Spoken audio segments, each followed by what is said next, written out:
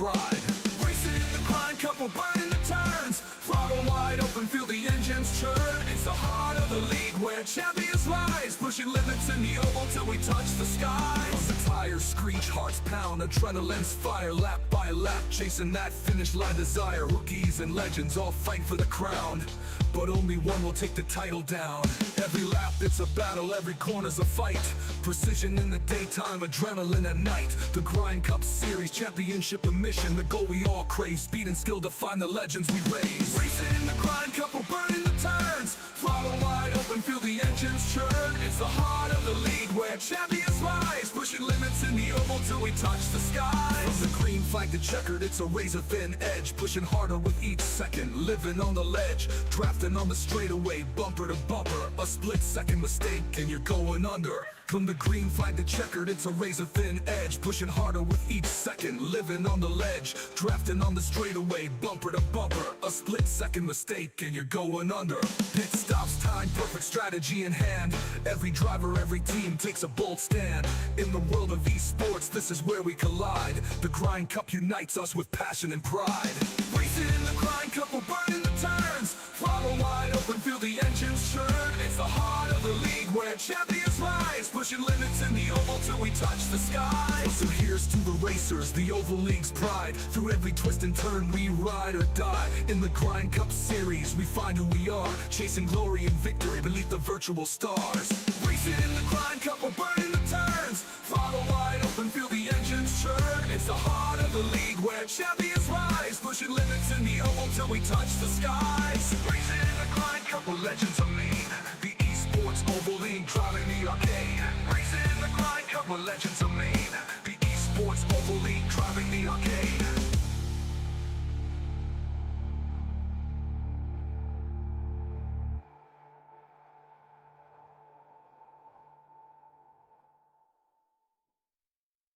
Under the lights, engines roar, we're ready to go. The esports Oval League with the best race to show. Grinding gears, chasing dreams on the virtual track. No looking in the rear view, there's no turning back. Every lap it's a battle, every corner's a fight.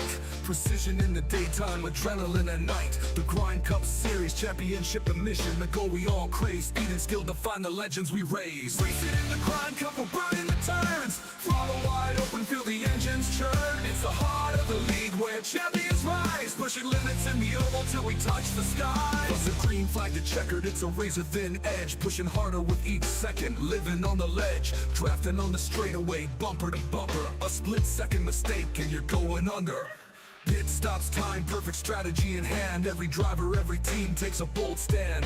In the world of esports, this is where we collide. The Grind Cup unites us with passion and pride.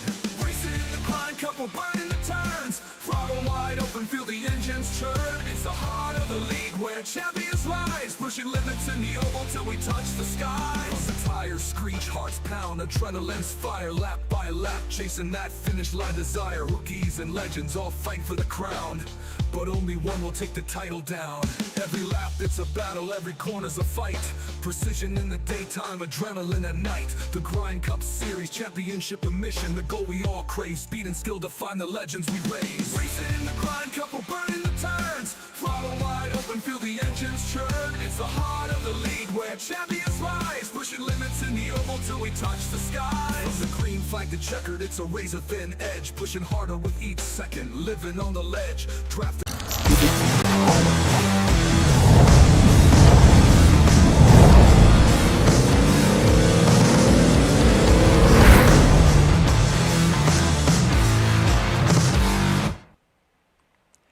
Hey, good evening, ladies and gentlemen. Welcome here to the Flatout Racing Network's coverage of our race here tonight, the fourth race of the season for the Esports Oval League's Grind Cup Series. As this evening, we're getting ready to race at Richmond International Raceway under the lights, short track style, in the Go Crete 260. I'm Seth Cole, alongside of Scott Rankin. And Scott, coming here into tonight, we've ended up seeing a lot of high-speed action. We saw Daytona. We had the off week there with Las Vegas, but then we came back to Auto Club, and we ended up seeing these drivers, double wide, three wide, making moves, high speed. But now It's all about timing. It's all about being methodical. It's all about knowing when to be able to use those brakes and be able to rotate through the center of the corner. A very technical track that these drivers are going to have to tackle here tonight. Yeah, I got to use that brake pedal tonight, which is a big one. Shifting potentially on the cards as well. Just having a bit of a look around, and a few times I've run here of late. You're shifting back to 4 to get the drive out of the corners. So, use of the gearbox, making sure that you time those shifts as well. I find it really difficult to run long runs at this racetrack. The coloration actually on the front straight, we just saw, it's red and white. It actually hypnotizes me, and I very quickly start to lose focus and lose control. So that's just a weird, odd little effect. See that striping on the front fence right there? Yeah, that just the speed that we drive past it in the next gen series starts to make me lose focus. The Truck Series cars, it's slow enough that I'm actually okay to drive those, but the Xfinity is the same. So a little weird effect that this racetrack has on some people. Well, we ended up seeing last week Toyota finally break into victory lane. So 1 win apiece for the manufacturers. Ford got the win at Daytona, Chevrolet the win at Las Vegas, and Toyota via DJ Daniels last week at the 2 Mile Auto Club Speedway. So with 1 win apiece for each one of the manufacturers, they'll look to split that tie here tonight, and quite a few of those Toyota Camrys looking pretty fast, not only in practice but also in qualifying, as they're going to have the first 2 rows. Kyle Holden going to capture the pole position here tonight. He'll be alongside of Brandon Cooper, and this is one of those racetracks, as opposed to the other tracks we've been to previously, where track position is going to be very, very important. Yeah, certainly, but also using your tires at the right time. We got 260 laps here. That's enough time for there to be a couple pit stops involved, so you'll definitely want to hang on to track position as much as you possibly can. That means you're going to have good long run pace. If those tires start to wear, you find yourself in a hole, and you're going to have to come for fresh tires a lot sooner than you think. But I expect quite a few cautions here tonight. The car staying underneath people is a big factor. It's quite difficult to keep the car underneath you on the run into turn 1. So that's worthwhile thinking about, particularly as the rears start to get hot and stability goes away from these cars. So just a little bit of entry instability in 1 and 2 is a big factor here. Now as drivers grid up here, let's go down for pre-race ceremonies in preparation for tonight's race from Richmond.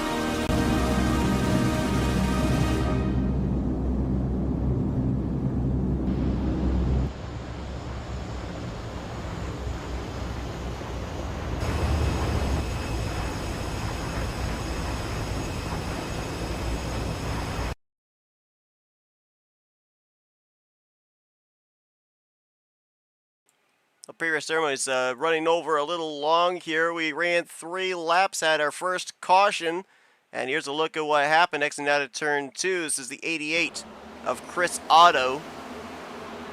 Looks like things get a little congested going down into turn 3. and that's the big thing. We got 260 laps to go here, and you got to learn where the racing goes. And driver at fault's going to pick themselves up a one lap stop and hold. It looks like it's the 18 machine of Dizzy Carter who initiated the contact as well. So they're at fault. You got the 8 in the middle of that as well, being Mark Gonzalez, and then you'll see the 12 of Sean Lauder nowhere to go. Same for the 21 of Jeffrey Vickery, who had to utilize the outside safer barrier to woe his number 21 up. Very minimal contact, fortunately, there. Some damage to the left front fender of the Bass Pro Shops number 88, but should be able to continue. And that was a talking point here during the week, Scott, that tonight is going to be the last opportunity. We've talked about that mulligan that these drivers have, that fast repair available to them. This is the last night that they'll be able to utilize that starting next week at Atlanta Motor Speedway. No more mulligans. You get involved in a wreck, you got to deal with that damage or repair that damage for the remainder of the race down the remainder of the schedule. Yeah, so way to look at it and think about it is that, you know, we got 30 cars here that are participating. So not only you've got to think about the way that you're racing, you've also got to think about the guys that are around you. So that's certainly a big thing. Taking away the mulligan rule and the fast repair basically says, hey, look, you've got one opportunity here. You've got to race to that. And that will change the mindset of the drivers. That's what it's all about. Additionally, another little change that's come about is no choose cone for the entire field. It's just the front row. So effectively, the race leader gets a choose cone. Everyone else has to line up in what iRacing is telling them to, which is their position, basically, as they were previously. There's no ability to jump to a preferred groove. So a couple little rule changes tonight, and I think they're going to have big flow-on effects. Hopefully we will, as green flag comes back out. We missed the initial start, so this will be our green flag presented by Mission 22. Kyle Holden going to lead them through the first couple of corners. Second place will get exchanged. That's going to be Brandon Cooper making the pass there on DJ Daniel. Daniels will drop back to third. Tom Bourne right now the highest running non-Toyota, as he's currently in the fourth position. Yeah, so settle in, and you know, again, I think the big thing is if you have a look at the last couple of weeks, Kyle Holden's been relatively quick each and every week. He's been driving phenomenally. He's keeping himself out of trouble. Caution's out once again. This Dylan McDonald saw that car out of shape there out of turn 2. You see other drivers collected up as well. Dylan was running well. He was up inside of at least the top 10, if not the top 15, but really saw that car get majorly out of shape off the exit of 2. And I feel like that's going to be the trouble spot here tonight as well, was watching these drivers in practice. And these next-gen cars, they're powerful, but when you try to get back to the throttle, those rear tires don't really want to take, and the back end gets very tail-happy. So a lot of drivers spinning off that second corner onto the back straightaway and making some pretty significant impact with that inside wall. Looks like it's continuing over here into race pace. Yeah, for sure. Definitely one of the issues is you know, big thing about Richmond, settling yourself in for the long run. It's a racetrack that it's quite difficult to do, and you can just see the 38 just overcorrecting. It's the secondary. It's like, why are people not checking up at this point in time is a big thing. You see the rack up ahead. The yellow flag was well and truly out by that point. Got to get your eyes down the racetrack. It was the 5 of Chris Hubka. He got a tap from behind, and then the other driver that got into McDonald, I believe, was the 15 of Jeffrey Kleinsma. Look here, focused on the 15 car, who's way up here in the corner, trying to make a move on CJ Papa. And, yeah, Trey Whitehead there in the 23 as well. Sean Lauder, again, 2 for 2, involved in our first 2 cautions, and believe that is Zach Davies, the 32, that was facing the wrong way. Front end damage there you can see as well on the blue Red Bull car of Dizzy Carter. To your point, let's go on board with the 15 and see just how much time there was to be able to react, because the wreck was occurring a good, what, 2-3 seconds before he ended up even being on the scene. No, I'd take that back. The yellows actually went out. I'm just going back and had a little bit of a look. There are some lights out here on the fence. We just passed one there, but you can see the A pillars sort of blocking his visibility of that wreck, and that's the big issue was the visibility. But it's literally all about you got to get those eyes as far down the track as you possibly can. And race control just getting in, and exactly what I'm thinking. As well, reminding the drivers, we've got 260 laps to get through here tonight. We keep this up, it's going to be an impressively long night, which, I mean, short track racing can happen. It's going to be our second caution of the night, presented by Chris Hubka, the lender. The one slight difference of tonight's racetrack as opposed to the previous tracks they've been at here this season is, yes, aerodynamics do somewhat come into play, but your car doesn't necessarily have to win a beauty contest to be able to be parked in victory lane here tonight.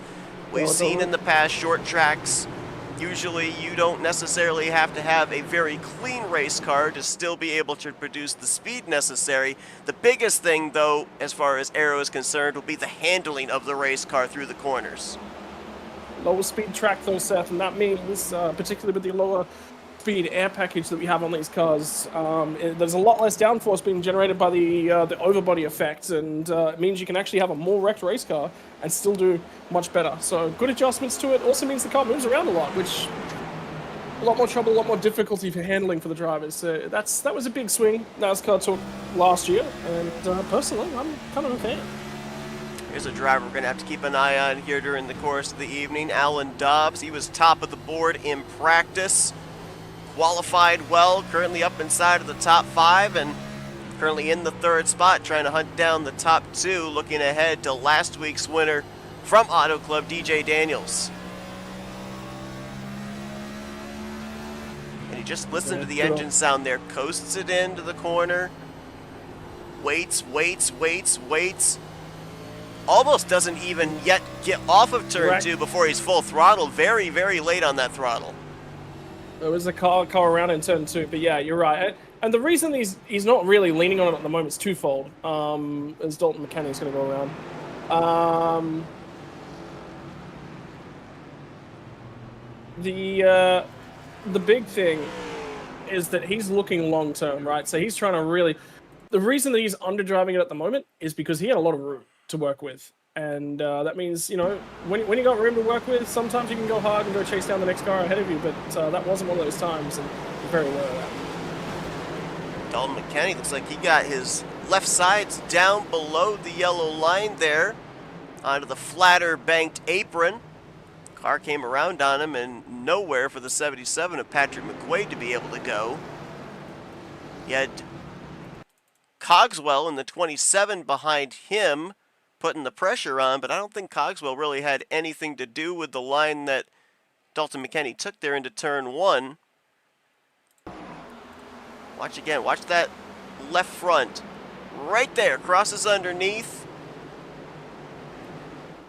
And McQuaid tried to get down low to avoid. Also contact right there for CJ Papa. Zach Davies may have also gotten a piece of it as well in the 32.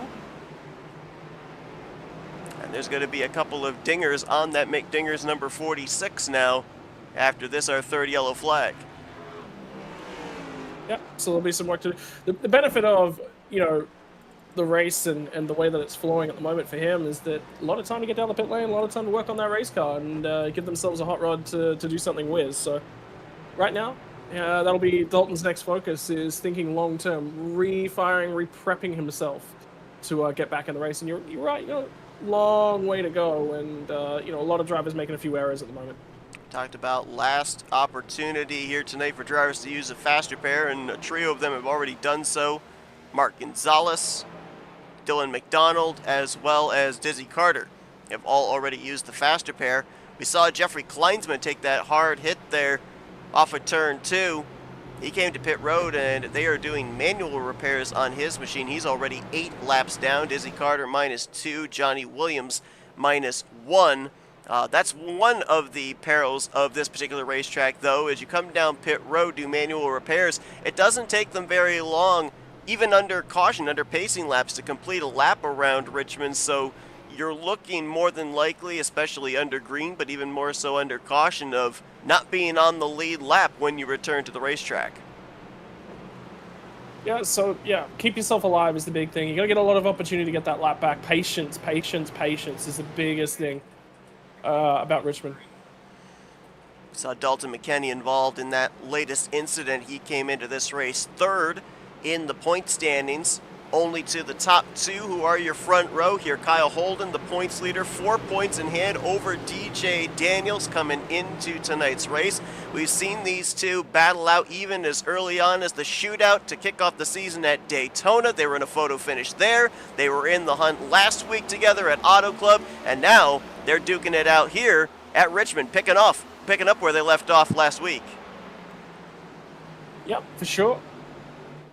And they've been strong. They're going to be difficult cars to beat, but, you know, Alan Dobbs has been there. He's been in and around. The races necessarily haven't gone his way, but that's race car driving. Noah Jackson's really impressed me. And, you know, when you have a look at the field, you and I, Seth, broadcasting a number of these drivers a couple of years ago, there's a couple drivers that sort of pop out and stand out to me. Jackson's one of them, but the other one is actually Kyle Holden. And the reason for that, caution's going to come back out again, is that the last time that I saw these guys, Kyle was a little bit behind DJ Daniels. Daniels was definitely the better driver out of the two back then. I think that's switched. That was CJ Papa in the 13, and I have a feeling he wasn't able to drive this thing back. Saw a lot of damage on the front end of the race car, and here's a look at what happened. They all start stacking up. Gets into the side of Matt Metler. I wonder whether or not, yeah, you might have been right, whether there was no engine left on that car. You see the tires moving there like he's trying to fire the car up, but that was head on into the wall. That was for being a shorter racetrack, that was a pretty significant hit into the outside wall. Just another look at it. Watch how the car corrects back up. Right there, straight on. Got some help as he got hooked off the front nose of Zach Davies. There was some darker smoke in the middle of that, and that was the engine actually expiring. I just went back and watched the onboard from it, just to have a look at the RPMs and when they died. But yeah, that is a dead engine for him, so he'll be a fast repair in the hole in a few minutes. Yeah, take a listen when he to gets this. back out there. Is on board with the 13.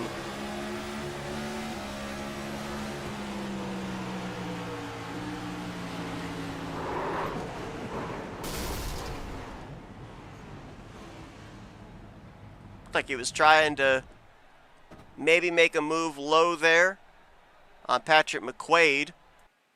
Car to his inside, Matt Metler was kind of sliding up the track after the shallow entry, and the both of them met in the middle, and you saw the end result there for CJ Papa.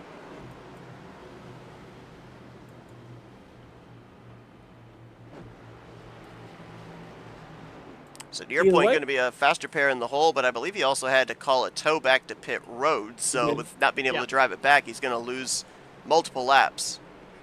So an update to the driving standards situation as well. And one of the reasons we have race control in here is that drivers can be assessed a penalty based upon who's at fault in an incident.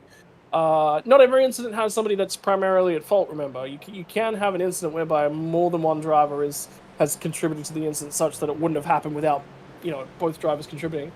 What's happened, though, in that case was that CJ Papa was assessed at fault. He gets a one-lap stop and hold under caution, so basically effectively putting him one lap down. It's the design of the rule is to put a punishment on the driver and say, hey, you've caused some grief here. You need to pay the crime for doing that. And it's designed long-term to get drivers thinking about their driving and improving upon their standards. If they're constantly getting one-lap stop and holds, that means they need to be doing something a little bit different. Yeah, and think of the couple of tracks that we got coming up. We got Richmond here tonight. We've got the Old Atlanta next week. And then the following week is the Chicago Street Course. So, you think about all three of those racetracks, you end up getting that one-lap hold. It hurts. It's going to take a little bit of time to be able to get that lap back, especially at a track like the Chicago Street Course in a couple of weeks' time. Is green flag back in the air. Kyle Holden, he's been out in front for the entirety of this thing, but Been noticing that 35 of Alan Dobbs, he's been utilizing the short spurts of restarts to be able to pick up a position or two every single time. He's now up here battling second place with the 96 of DJ Daniels. He's got to be a little bit careful, though. Doesn't overuse the tires. You can see he just got into that higher lane right there and doesn't want to follow Kyle down because that's the going to be where he gets the aero wash from. He dives late on the brakes here on the way down to the 1 and 2, but again, running that higher lane. So his goal will be to get some drive, enough drive off that he can clear, and he does so right here. Drops back in, and you'll see him take the loading line once again. Saw the 96 of DJ Daniels get very squirrely there off of turn number 2, and that loose sensation is not going to get any better the longer these runs go on, as those tires wear down and that heat starts to build up in the right rear on corner exit. Battle for 4th, Noah Jackson, you talked about him earlier, trying to hold off Tom Bourne.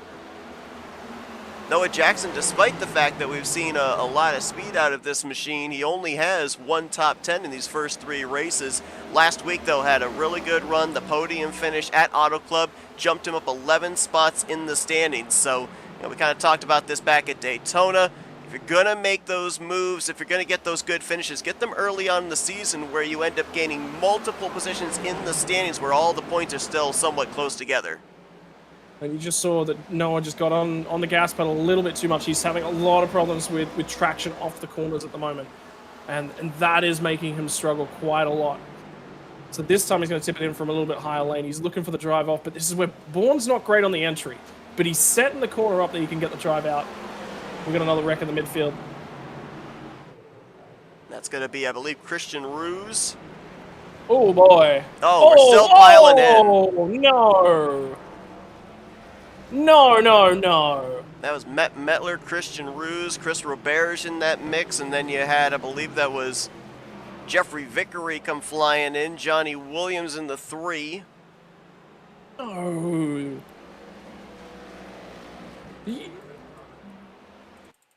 The yellow was out for a long time there. Here's look where it starts with the 14. May have overstepped a little, washes up the racetrack.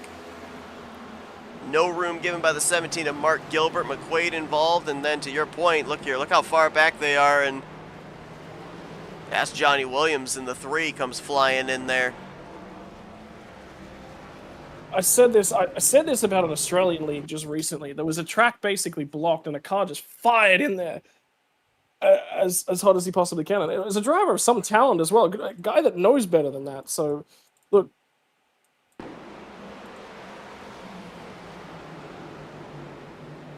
Watch here with the 31 of Matt Metler. That's a big impact right there for Patrick McQuaid. And then there's the shot into the back of both Vickery and Kleinsma from the 3. I will say about that 31 machine, I do like the wheels on that, the white wheels. They look quite pretty. Yeah. Thoughts, Seth? White wheels? Stands out for sure under the lights. A lot of the drivers I've noticed going with the chrome illusion look on their machines here under the lights. I'm actually surprised more drivers don't do colored rims. It's an interesting one. Red and yellow. Red, yellow, and black seem to be the 3 primary colors that you tend to see. But the white rims, I really like them, particularly when they're static. Also fits well with a car that's not primarily white. Yeah. Really pops. But I was gonna mention before that yellow came out, he's making his first start on the season. That's the 8 of Mark Gonzalez. We saw him get involved a little bit in the first caution of the evening. Took on a faster pair. He restarted outside of the top 20. He has since been able to work his way up into the 6th position. That's a lot of cars he has been able to pass in a short period of time. I'd keep an eye on this car because with the lap times he was setting, the pace that he was setting as well, and the number of cars that he was passing and the number of laps allotted, he's now up here knocking on the door of the top 5. Now, granted, he has already used the mulligan, but keep yourself out in front, away from a lot of the mayhem. May not have to worry about that faster pair in a hole. well, he's the furthest driver up that has now pit.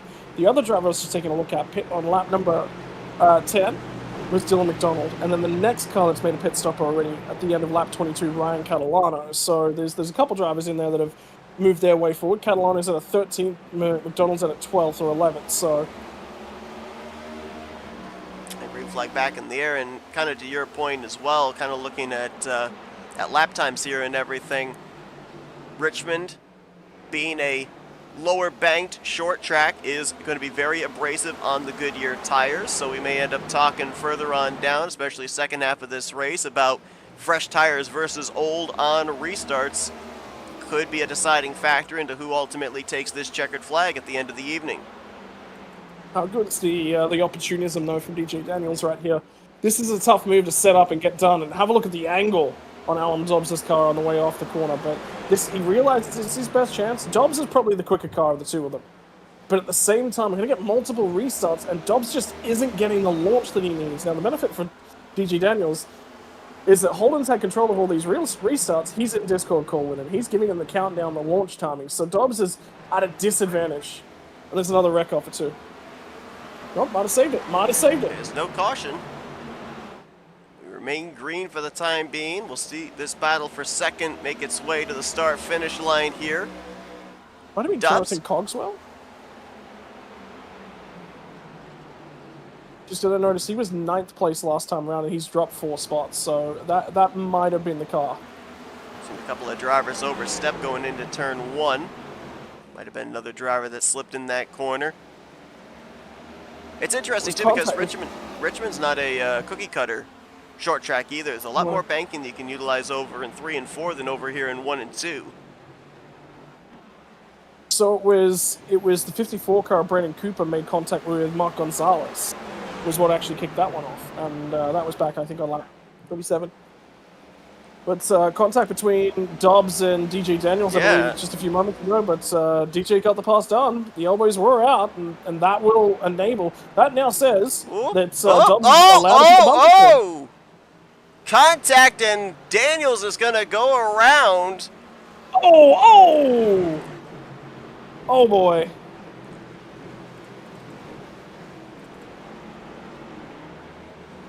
Daniels' night would be done right there.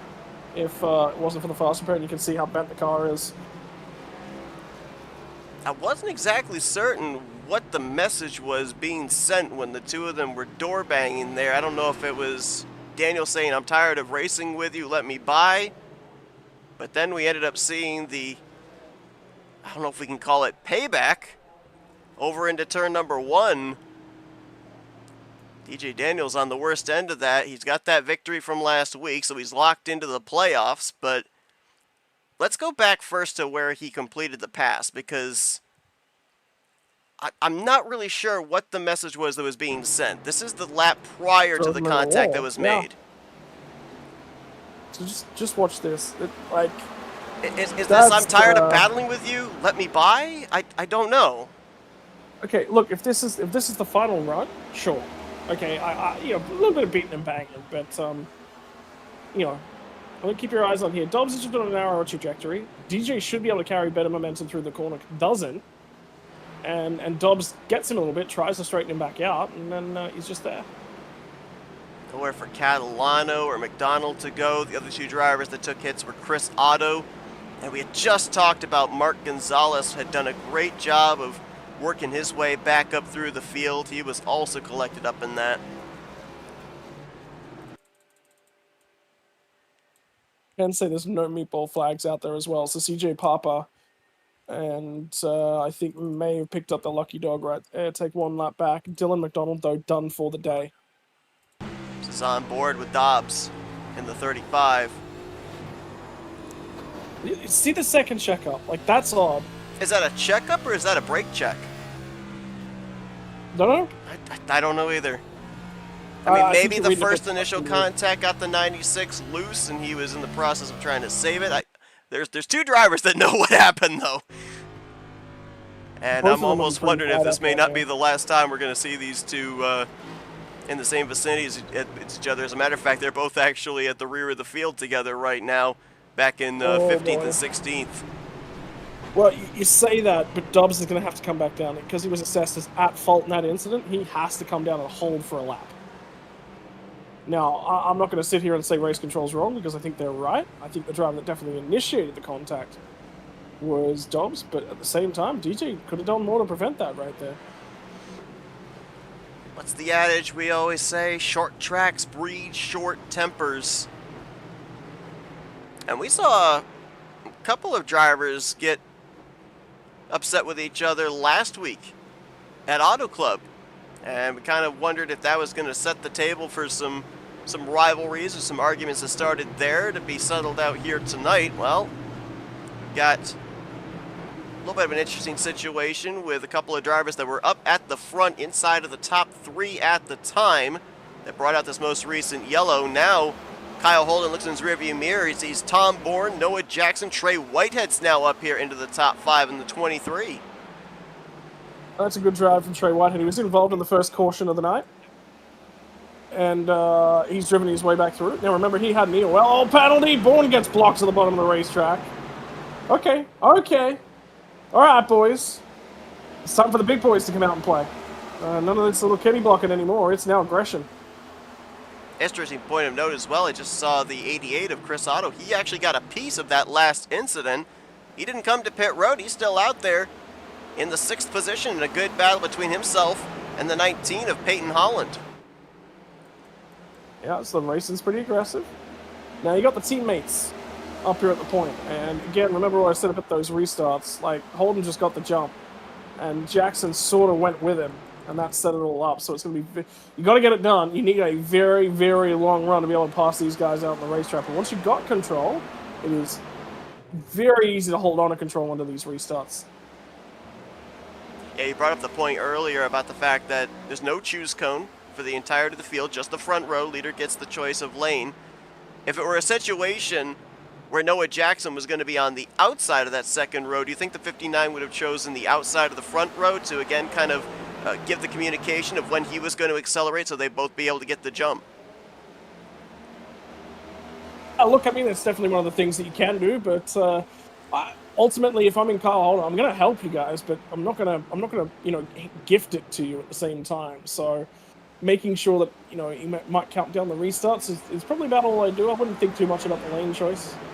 The lane choice would come down to who I would prefer directly behind me in lane on the run to turn 1. And later on in the race, that will change. Let's check in on a couple of our other previous winners on the season. There's our Daytona winner, 62 of Chris Reese. Just recently lost the 10th position to DJ Daniels, who is making a charge back up to the front.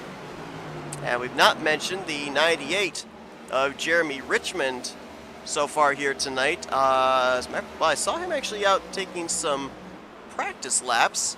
It does not look like the driver of the 98 took the green, however. No, he has not. And I noticed the same thing about 15 minutes ago as well. So keeping an eye on Alan Dobbs. Matt Metler's car is still quite bent as I'm watching Dobbs sort of cut his way through the field.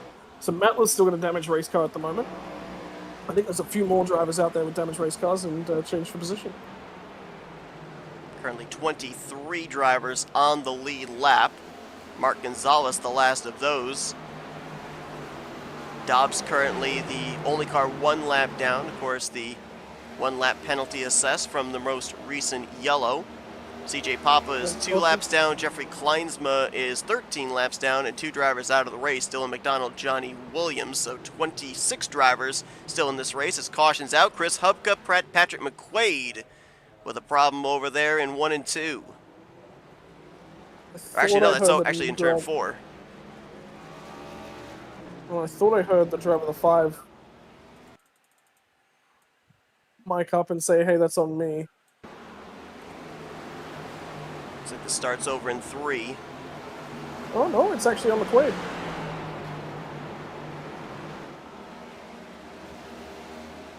Oh! That was almost a very minor spin, but then Dizzy Carter comes in. Pretty good contact to the left front fender of the Valvoline Chevrolet. Let's take another look here. A lot of times at a track like Richmond, you'll have 2 drivers with 2 different approaches to the corner, and they'll just end up meeting in the same piece of real estate. That kind of looked like what that was the case there for the 5 and the 77. One entered low, one tried to arc it in from the top. We've got an opportunity at the moment to chat to a couple of drivers up and down pit lane. Why don't we go ahead and grab a quick chat with Trey Whitehead, who's done a phenomenal job thus far. Sounds good. Right? Hey man, how's it going? Good, how are you? The spotter coming through right there. This is fun. Yeah, well, it's a soundboard I have linked to it. It's Kurt Busch throwing a rage fit, so that's just, I mean, it's fitting for right now, so. Mate, you've had to drive your way through the field. Obviously, incidents last week at Auto Club put you back there, but driven your way back forward to the front. What's the talk in and around the team at the moment? Really, I'm just trying to practice patience, and even DJ, he's up to P8 now after his incident with Alan a few laps ago, and yeah, we're just trying to take everything we're given and not try to take what's not been given to us. You know, just preaching patience. That's what we've done all week, and practice that. And now we're putting it into perfection right now, so it's running really well. Now, one of the difficulties we had is that we would have absolutely liked to have spoken to DJ, but like Kyle Busch, he's quite strong with his words. What was his reaction after getting rotated there? It's what you would expect. It's typical DJ when he's a different person when he's under the helmet. So he's a great guy outside of the sim. Just when he puts that helmet on, he's prime Kurt Busch, like I said. So, but yeah, it's a lot of fun being with these guys, running part-time this year. Just glad to be back in this league, and glad to have you guys back as broadcasters. It's a lot of fun to watch. Mate, the biggest thing I'd say to any of the fans that are watching out at home, you know, it's racing. You get to have a lot of friends out there on the racetrack as well, but you get to talk to them. That's the biggest difference to a real world race car, and that's part of the fun, isn't it? Yeah, for sure. It's a lot of fun, and being with these guys, not every day of the week, but every so often, and we practice. It's just glad to be with them. So, all right, man. Best of luck. We'll send you back down to the boys. Thank you, Scott. Hopefully, I don't spin out now. Well, you see, the thing is, commentator's cursed. We've spoken to him, so he is cursed. No race win for him. It's okay. We'll pick on some other drivers tonight and kind of disperse the curse, if we will. Ooh, disperse the curse. Yeah. Seth, you've been working on your wordplay. A little bit. Green flag back out. Kyle Holden gets us back underway. Yeah, one thing that I was thinking about there too, when he was talking about the reaction of DJ Daniel, I had a pleasure of being able to broadcast with Split Second Broadcasting a 410 sprint race last night, and a fellow Aussie, as a matter of fact, ended up getting spun out from the second position in the main event, battled his way from the rear of the field to be able to win that thing. Sometimes when you end up having that misfortune, when you're having a really good night, it's extra motivation, and while obviously we don't want to see tempers out of drivers and everything, it does make it fun for the fans and us as spectators to watch that fight, that motivation to get back up through the field, as Dalton McKenney has gone around for the second time tonight. And DJ Daniels actually got collected in that one again, and that is heavy contact for him. See, that might be his shot done. Let me guess. There was no talking to the Australian in question at that point in time. Because, not at that time. We got to talk to him in victory lane, and he didn't really he didn't address very much of what happened in the middle of the race. He was just more focused on having won that thing at the end. Mate, you can't talk to an Aussie in the middle of the race without the swear jar on standby and the bleeper. Yeah, it takes a lot of practice, man. I am a you strap the race helmet on, and I can wholeheartedly agree that my entire personality changes. Well, although, to be fair, maybe it's putting a microphone in front of my face that changes my personality. Maybe that's just who I am normal. I think I can tell you that universally, that's usually how everybody is.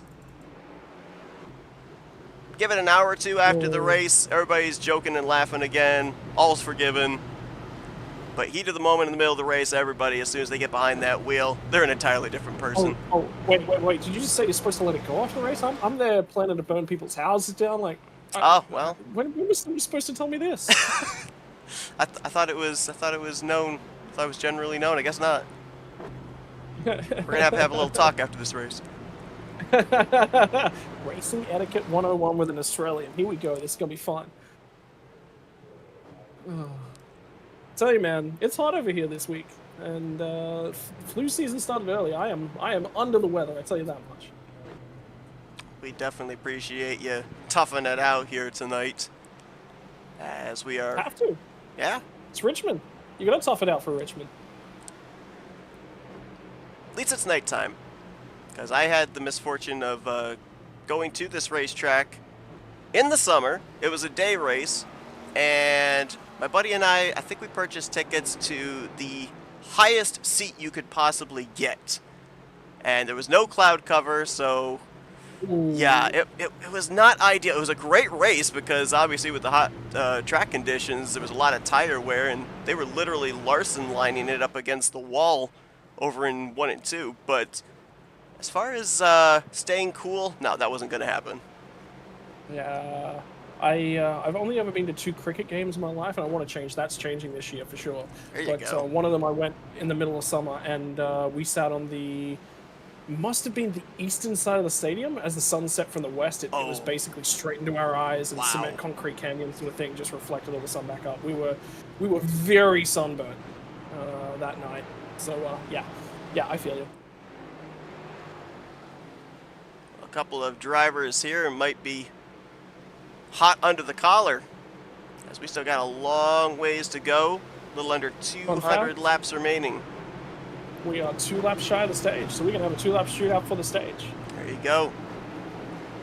Stage points on the line, a playoff point on the line for the winner. Kyle Holden's been out in front the entirety of this race so far, and he'd love to get that playoff point.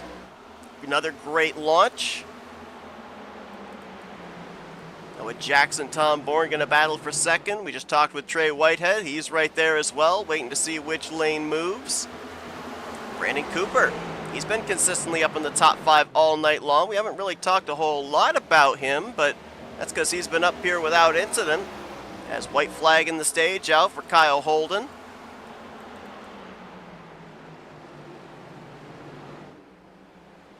Kyle has the second most bonus points so far this season. Trey Whitehead just let Brandon Cooper go, like just straight up let him go to finish that stage there. That was an interesting one. Kyle Holden will pick up the stage win. Jackson second, Bourne third. To your point, Cooper will move by Trey Whitehead. Whitehead will drop to 5th. Jonathan Cogswell, Chris Otto, Ryan Catalano, Peyton Holland, and Alan Dobbs going to battle back for a single stage point here at the end of stage number 1. Good comebacks there for Chris Otto, Ryan Catalano, who have been involved in a couple of incidents, and of course that drive back up to at least finish in the top 10 in the stage for the driver of the 35. Yeah, it's a good job for Dobbs. So Kyle Holden. Rough little night for him. Kyle Holden. This is an interesting strategy, Seth. Yeah, you're right. Holden, everyone that hadn't pit yet's on the lane, but Dobbs only pit about 20 laps ago. So that's why he's staying out. Roberge pit under that most recent caution, so he's going for the stage flip. I'm surprised there wasn't more drivers that took the stage flip opportunity. If you weren't going to score stage points, you should have flipped it. 100% you should have flipped the stage, because we had a caution just a couple laps ago. Completely agree with you. Yeah, just having 2 drivers, that is shocking. So Alan Dobbs is going to more than likely be the control car here. It's been all Toyota, but now a couple of Chevrolets are going to be pacing the field on the upcoming restart. This was something I was talking to a few of the drivers a couple weeks back in Vegas. We often had a year off the racetrack stuff, and then the next week after, I was at Dallas. So yeah, that was totally fun. But it was something that a lot of these drivers were considering. The impact of the stages in the first week is that with the stages, was something that was quite a lot last week. We were struggling to track them. So again, do something like this. It shakes the barrel up. What has Kyle Holden done thus far tonight? What is that whole GP done? They've fired off the restarts very well because they're timing the restarts very well. What the 3 cars at the front end of this racetrack are now going to do is shake that up. They're going to have worse rubber, absolutely, but it's not going to be massively bad rubber. The lap times are still going to be quite okay. But what it is going to do is it's just going to change Kyle's ability to launch off that restart. Think about Tom Bourne. Hasn't had great restarts because Noah Jackson has been getting the timing of those restarts. This changes it back the other way. Reminds me a lot of last week, end of the race, where we had, I think it was 2 or 3 drivers that stayed out at the front of the field. Drivers on fresh tires were kind of boxed in and had to make their way through before they could battle each other for the checkered flag. DJ Daniels did the best of getting through said traffic. Holden was right there on his tail. Now it's going to be kind of the same thing here, as the 59 is going to be boxed in on that top line. Noah Jackson on the fresh tire is going to be the 3rd car on the inside line. We'll see if they're going to be able to get past those drivers on the older tires and catch up there to the 35 of Dobbs. A good restart from the outside lane. Roberge got an okay restart, but then he didn't get through the gears all that well. He sort of got nudged along a little bit by Kyle Holden. But have a look at how checked up they are at the moment. Hubka's on the old tires on the inside in that 5 machine right here. So he is just going to get harassed right now, and they're going to go 3 wide on him. And I don't blame them. They've got to try and get aggressive. Way up the track there through 1 and 2 for Holden. Almost brushed the wall. Caution's going to come out, though. Good field. Matt Davies, Chris Otto around there in turn 2. A couple cars that have already been in a couple tonight, too. Chris Otto, we saw him get a couple of stage points at the end of stage 1. Subsequently, when he came to pit road, lost a ton of track position and involved in this, our 10th caution of the evening. This should give the lucky dog to Dalton McKenney. I believe Patrick McQuaid got the free pass under the stage caution.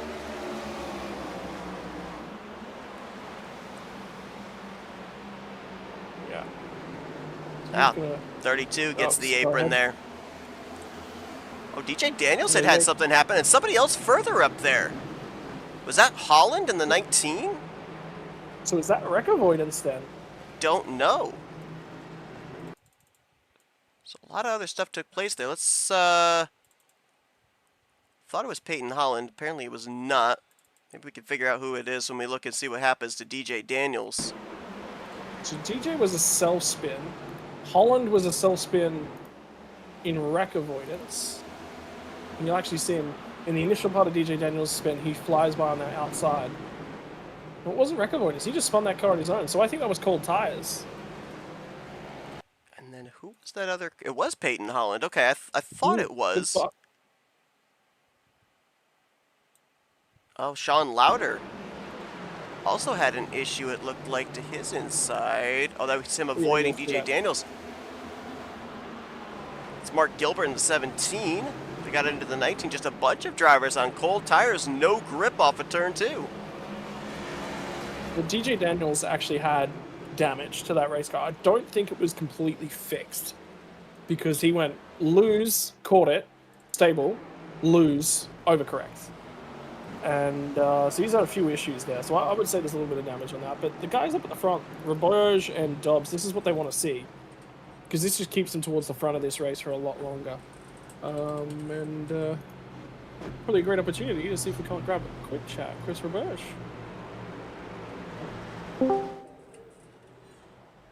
Hey Chris, Scott and Seth up here in the booth. And you are currently the leading Chris in the race here tonight. So we'll take an opportunity to stop the count. We're going to end the race right now. Yeah, I'm doing all right here. I was just trying to take it easy here. Been in a few wrecks, but everything's all good so far. I think the big thing is you're the car that probably took the biggest swing and got the most advantage there. We were expecting a bunch of cars to flip the stage, but you were one of 3 cars to flip the stage. Yeah, I'm kind of surprised about that. It's kind of good then. So I just got to take it really easy here now. So I just got hopefully to hold her up good as much as I could. And hopefully to get a good finish at the end. We'll leave you with it because you're about to go green here. So good luck, brother. Thank you. Alan Dobbs going to take the top side here on this restart. And he'll look to get yet another good launch. Now there's about, there's some skidding back there. A lot of drivers spinning the tires on that restart. Thought we had a spin, but we don't. It was just that loud. But Dobbs, he's got about 22 lap older tires than the drivers that came to pit road at the end of the stage, and we're going to get an idea here just how important fresh tires are going to be in terms of lap times and in terms of being able to make passes. As Hubka going backwards in a hurry. He is, but he managed to save it, so he's kept it together. I'm just watching DJ Daniels driving through it from the rear end of the field. Hubka's just currently chilling out and just trying to... He knew that he was on older tires, and he was pretty keen to just get out of everyone's way and do his thing, but he wanted to be up at the point for a little bit, and he's done that, and done that well. So now we'll get this really interesting battle between Kyle Holden and Chris Roberge. Pass going to be completed. About 4 laps difference between Roberge tires and the drivers around him. Tom Bourne now looking for the 3rd spot as they're trying to freight train the 9, and now we get to see if the interval is going to be cut down here of Kyle Holden to Alan Dobbs. Right now scoring shows about 1.2 seconds. It was definitely a touch slower on that most recent lap was Holden, but he was still affected a touch by traffic. By the way, fastest up of the race, Alan Dobbs and Kyle Holden both set at 22.297. Well, Kyle Holden wasn't happy with that. Goes ahead and improves it by 1/1000th of a second. Goes to a 296. That is him trying to reel in the driver of the 35. Tom Borden looming large in the rearview mirror, though, as well, keeping pace with the 59 as he currently holds down that 3rd position. Again, patience is what I'm preaching to all these boys this one in front. It's tough to put out a little bit. Very difficult to drive, so you got to make sure you look after that right rear tire. But at the same time, you're going to try and advance yourself. Now, there's a couple different ways to drive this race car. You can crank some front bias in it, try and drive it off the right front, and if you're certainly having issues with the right rear, that's what a lot of these drivers will do. They'll probably brake a lot later into the corner and trail that braking off, put as much load through the front tires as they possibly can, take it out of the rear tires. But at the same time, that then can transition to a point where the car gets real tight, and you're going to want to drive it off the right rear. And the way that they always talk is loose is fast. And the reason you can turn a loose race car, but you can't turn a tight one. So you've got to find a way to drive a balanced race car in between, and therein is where the skill in race car driving is. If you can take a tight race car and get it to drive like a more loose race car, you can transition that tire wear around, that is where you'll find your gains. There's a lot of fighting that goes on at a track like Richmond as well. As caution's out, DJ Daniels in trouble once again. It's been a tough night for last week's winner. That right front's not on that car properly. Nope. See the tire angle on it, and that's the big factor. I don't think that left front's touching the ground. It might be. That fender's just way up in the air there. No, he's having a lot of problems getting the car to balance. That is going to be done for the day, I would imagine. No meatball flag is the critical thing though for DJ Daniels. So car is still capable. Here's a look what happened. In a battle here with Patrick McQuaid. It's Mark Gilbert in 17. He tries to shoot up the middle. Gilbert gets him in the door. And then right there, contact with Zach Davies. Oh, and then a hit late from Chris Otto. So for me, that's just not racing the situation.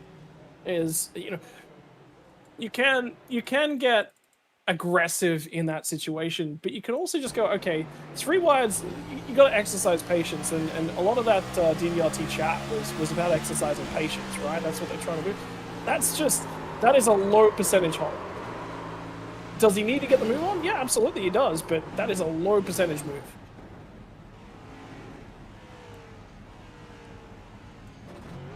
Some further damage sustained for DJ Daniels, who came into this one only 4 points out of the points lead.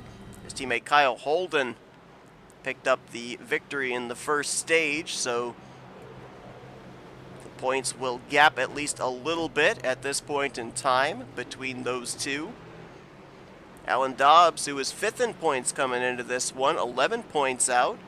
Going to be the race leader here on the upcoming restart, but now looks in his rearview mirror and he sees those 22-lap fresher tires of Kyle Holden. If you're the 35, you get the control of what lane you want for the restart, where do you think he chooses? Probably the bottom. It's just so much easier to fend off the bottom. If a guy's, when you force a guy to go to the high side and try and race you around the top, he's going to burn off his tires going up there and getting it done. If he's skilled enough, sure, but you can always defend from the bottom at a short track. So I'm always taking the inside. Well, not only that, but he's got a fellow Chevrolet that's going to line up in third place, that being Tom Bourne. So, you know, if you have the communication there, like we end up seeing the Toyotas do earlier, of letting that driver know, hey, this is when I'm going. Not only could he get a good launch, but he could have Kyle Holden stuck side by side with Tom Bourne going through 1 and 2. So yeah, it's the big thing is if this inside line. Have a look at the teams now that are lined up on these front 2 rows, right? So you got DDRT 1 and 2 in the outside lane, and you've got Hubka Motorsports cars on the inside lane.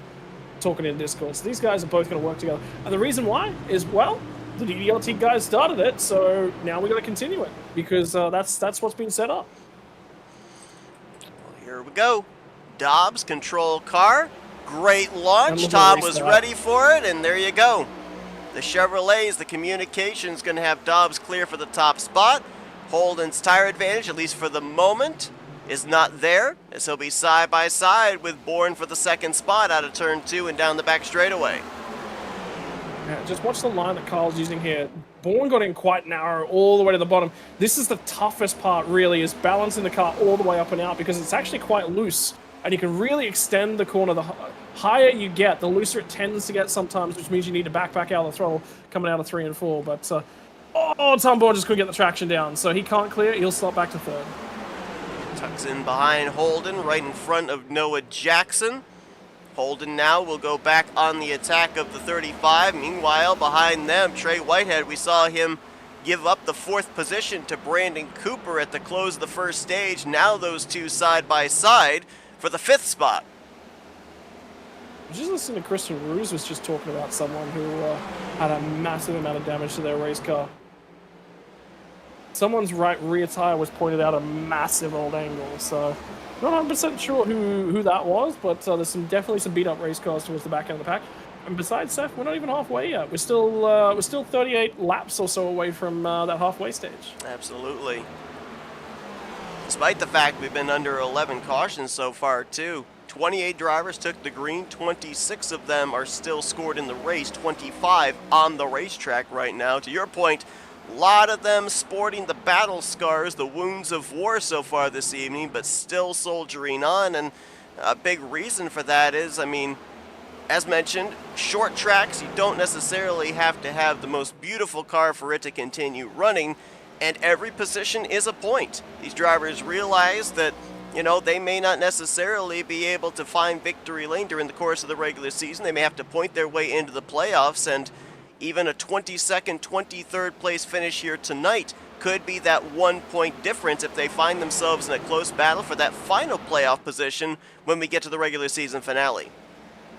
I think it's more than that, Seth. I think the guys that are able to, on a night like this, get out there, keep their car clean, they're capable of top 10 finishes very often throughout the field. Sometimes with a race length of 260 laps, you know, for something like this, there is so much more time that you're going to be missing out on if you wreck that car early. So if qualifying doesn't go the way I want it to, the early running doesn't go the way, I start to try and get smart about how I'm racing the car and what I'm trying to do with my overall race plan.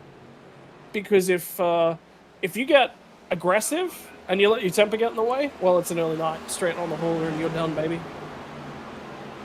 Dalton McKenney, 3rd in points. It's been a tough night for the 46. He's currently a lap down, about to lose another lap. And something I was thinking about here as well, you know, we talked with Trey Whitehead. He said that, you know, for their team, they've been preaching patience. But if we go back and we remember what happened there between DJ Daniels and Alan Dobbs, that's a teammate to Daniels behind him in the 59. Does what occurred earlier come into play in how Kyle Holden's going to race the 35 for this top position? It definitely can, and you will see guys get shorter. When you're racing against a team where you've had those sorts of relations, or another driver you had those sorts of relations, effectively just puts the tempo on a shorter string. Generally, the way I go about it is that I'm going to race him based upon the way that he races me, But I'm also going to temper that with a little bit of knowledge of, hey, he's racing a teammate. So, he gets less room, less space, less opportunity, and he gets, whilst he may not have done necessarily anything to me previously, he's done it to my teammates, which means he's likely to do it again. So I give him a shorter tether.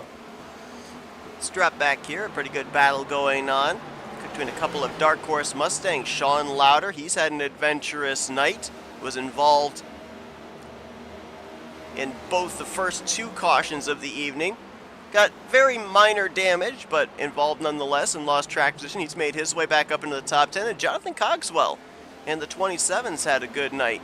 Ended up getting some stage points back in the end of the first stage. And cautions out. Patrick McQuaid in the 77 has gone around. He's having a very rough night as this 77. He's been involved in, 5 cautions now? At least. He's got that beautiful orange metallic along with the black on the Muffler Man Chevrolet Camaros. We'll take a look at what exactly happened to him. One of multiple drivers that has utilized his faster pair here tonight. Just going into turn 1. Back into the car, just doesn't stick. Maybe carrying too much speed on entry. A little bit too much speed. Sometimes it's the downshift is too early as well, and the rear end on these cars just does not like to sit on the racetrack. Take a look at that left rear tire here. Stepping out, just couldn't catch it.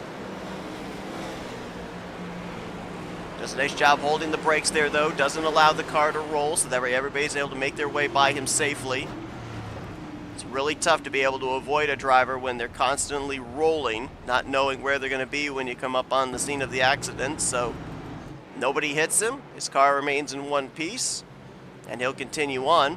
Big break with that caution as well because DJ Daniels is going to get the free pass under this yellow. Yeah, so a few more guys are getting themselves back on the lead lap now. And DJ Daniels is just making a couple comments about his hot rod and how it feels right now. So he's not feeling pretty. And to a degree, a little bit of opportunity to talk to somebody else up and down the field. How about we grab ourselves Jonathan Cogswell, who's having a reasonable night here tonight. Sounds good. Mr. Cogswell, Scott and Seth up here in the Flatout Racing Network booth, buddy. Richmond's short, and the tempers are short. You've been in and around the thick of the action, I think, all night long. It's either happened just ahead of you or just behind you. Well, luckily, most of them have been like 2 cars in front of me and I avoid it, or they're in my rearview mirror and I don't even see it. How's the mindset going into a race like this tonight? 260 laps. We're not halfway yet. We're an hour on the in-race clock. This is a long one. It's a tricky one as well. Yeah, the main thing I'm doing is just protecting my car, not trying to make no contact with other cars. That's my main goal, so I can get to the end. All right, buddy. You're going to be lining up on the outside of row number 4 for this restart. Think you can grab 1 or 2 more spots right here? I prefer the inside, but I'll try to hold what I have. All right, mate. Best of luck on this restart. Thank you. Scott, you talked about it too. A lot of drivers, they keep their car in one piece, get rewarded with top 10s at the end of the night. Cogswell kind of fits that bill. You look back to last week, kept his car clean and out of trouble. Gained 9 spots in the standings, 13th in overall points coming into this one after a little bit of a struggle at the beginning of the season at Daytona. Looking to build off of that here tonight. Could have back-to-back top 10s. Yeah, really good opportunity for him tonight. He's not the quickest driver out there, but he doesn't try to be, and I think that's the mindset that's so rewarding because he's not going to get aggressive here. He's going to look for the opportunity. When the opportunity presents itself, he's absolutely going to have a crack at it, but he's not going to try and open the door with a bumper as well. I think that's the smartest way to apply himself, and it's going to work. He's on the outside of Lauder. You know what? He might get this job done. And you know, you talk about that too, and Richmond is one of those type of racetracks as well where you don't have to have the fastest car. You have to have a good handling race car that you have confidence in. You have to have a clean race car, and then you just have to execute, whether it's on the racetrack or on pit road, and you end up reaping the rewards of a good finish. And maybe not necessarily a victory, but that's one of the things about these type of short tracks that I love is it's not necessarily the drivers that you always think of that'll end up getting top 5s and top 10s. Why? Because they kept their car clean for the entirety of the endurance event. Yeah, I think the biggest thing right now is have a look at the amount of room he was giving Sean Louder as well. He could be down there racing the guy off and leaning on his door, but that doesn't play into his mindset and his race plan, and that's why he's giving a heap of room when he needed to. Now under fire from Ryan Catalano in the 92 as Kyle Holden about a car length behind Alan Dobbs. We got a closer battle for second than we really do for the race lead. Tom Bourne was closed up on the back bumper of the 59, lost a little ground there through 1 and 2, and keeping right there in touch as well, the 54 of Brandon Cooper. Yeah, doing reasonable. Peyton Holland's another driver I'm just keeping half an eye on. The reason why I'm actually really enjoying watching Holland is this battle is going to continue to rage between these two. You've got to remember that Peyton Holland is quite new to the oval scene. He's a road course racer that's trying to apply himself, and there's a lot of... I've been in his shoes. When I first joined iRacing, I'd never done any oval racing in my life before. I'd only seen flashes of NASCAR, and there is so many little quirks about NASCAR that are not easily apparent and not obvious at all. As Tom Bourne lights it up. He's going to get the 54 of Cooper. He got loose off of 2. I thought he was just going to be himself, but as he corrected back up, he just clipped the left rear of the 54. And Cooper into the inside wall, bringing out the 13th caution of the night. Yeah, that's unfortunate. And that will put a fair bit of damage on the front end of Brandon Cooper as well. I think one of the biggest things there is that was net car. Those cars were not gonna make contact, and the other thing is just watch as he comes out. A little bit of a drift. Wait for the hole. Little gap black. They were not gonna touch. They were not gonna touch at all. But that's the system. You know, still a better system than anything else going around. And the tough break there too is Richmond does not have a lot of runoff when that car spins off of turn 2. It doesn't take very long for it to make contact with something, this time it being the inside wall. Tom almost has the thing saved, and then pow, right into the inside wall, nose first.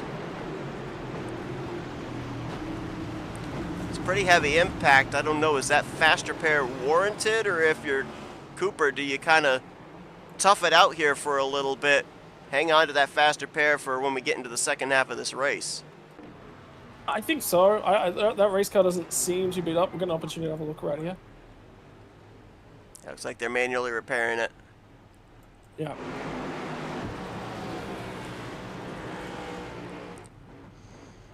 And the tough news as well is that Tom Bourne's been assigned blame on that one. Now, I've got some skin in the game. I'm a little bit biased here, but even with that in mind, for me, those two cars were going to make contact. And if the cars were not going to make contact, there's not much you can really do. If they were always going to make contact, well, absolutely, you got to rule as if nothing, you know. We talked about at the beginning of the night, this was probably going to be one of the tracks so far this season where track position was going to be very important. We've seen a lot of drivers who have had the benefit of said track position run into some issues. DJ Daniels and Alan Dobbs in a battle up inside of the top 5.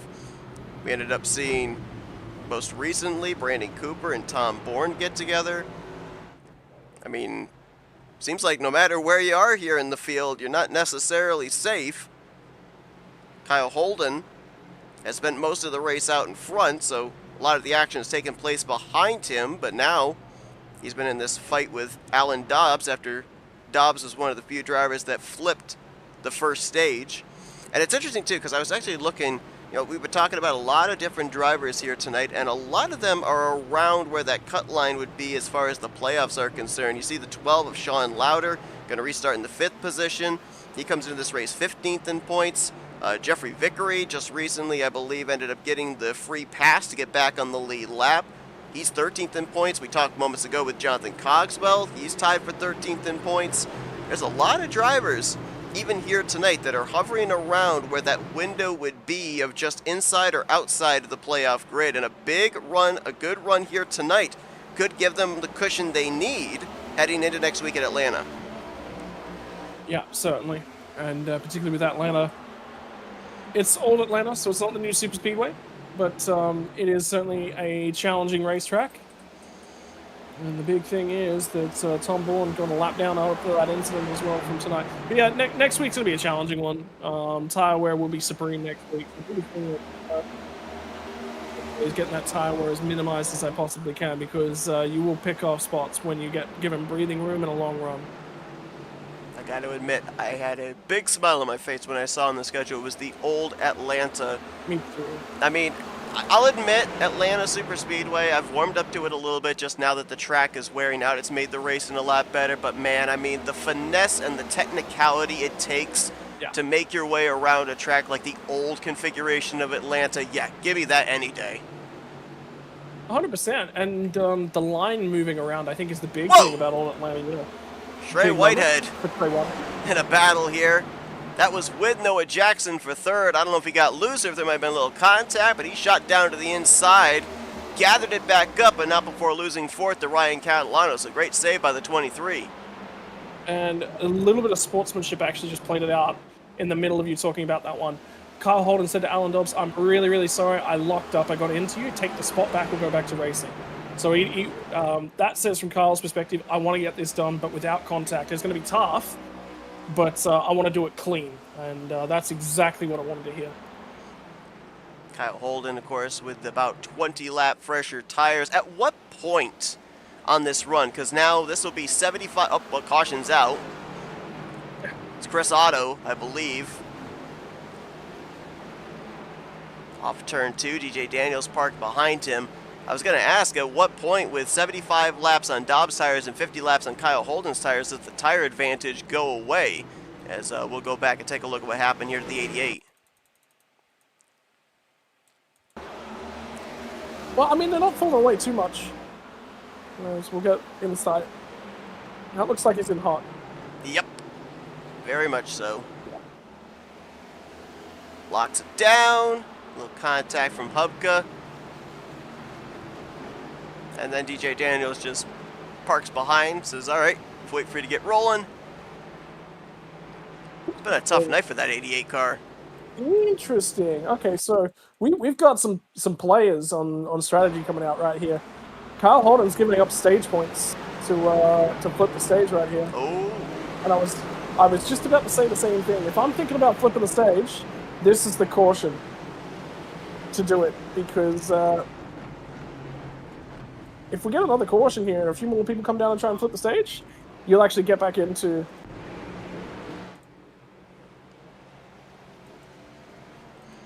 Somebody just complimented DJ Daniels, and his teammates are like, don't give him the account. Don't tell him he's doing a great job.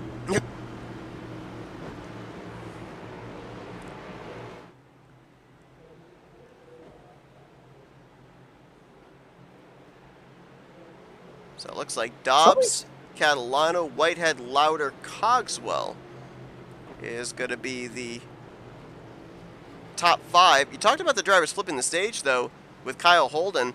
I'm noticing some other guys like Mark Gilbert, Matt Mettler. These are drivers that have 9-10 laps on their tires. They could also maybe be thinking about flipping the stage. Noah Jackson just pit. And he's going to be the lead of the drivers to flip the stage. So that's an interesting one. He sits 15. So he's only going to grab 5 spots in a few laps. And, you know, he actually does still get stage points. So It's like Chris Roberge also came down pit road. DJ Daniels, Mark Gonzalez, Jeffrey Vickery. Tom Bourne, with this caution, gets the free pass, so he'll be back on the lead lap. Still 25 drivers running in this race. Dizzy Carter sitting on pit road. Multiple laps down. Only 2 drivers out of the race. Dylan McDonald and Johnny Williams.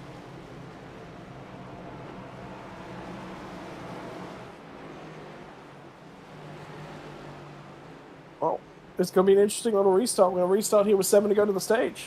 So short little shoot to decide who's going to get points. How aggressive will they be on this restart? Stage could very easily end under yellow as well, so with that in mind, we may end up seeing some pretty bold moves here just on this initial startup lap for the restart. Great launch for Alan Dobbs. Trey Whitehead was right there with him, timed it perfectly. Catalano will drop back to third. Ups the time those restarts, get the car settled in. We just did not get away very well. Mid-40s. Right now, cars moving left, right, and center. Chris Noah Reese had Jackson's his trying hands to cut his full way through. off of turn 2 in a battle for 6th with Peyton Holland, I saw. There's a bunch of cars squabbling for those last few points paying spots at the moment. Cogswell really loose there off of 2. Catalano will hold on to the 3rd spot. Here comes Louder to the outside for 5th. Behind them, Chris Reese, Peyton Holland, Matt Davies in this mix. Brandon Cooper, after having that contact with Tom Bourne, he works his way back up into the top 10, and right now that final 10th position being held by Patrick McQuaid. Caution's out. That will probably end the stage. That too. will end the stage, yep.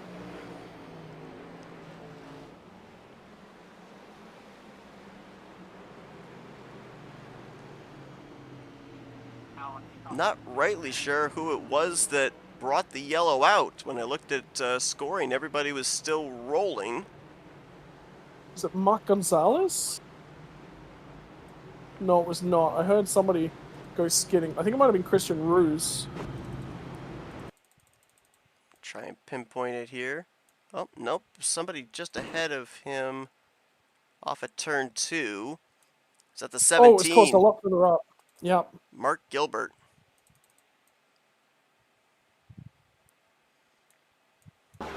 He was just checking up because a couple cars in front of him broke a little bit earlier than he thought. Almost into the back of Hubka. And then Chris Roberge. Ooh, I don't think there was contact. It was close. Oh, but then Kleinsma spins around right there off of 2 as well.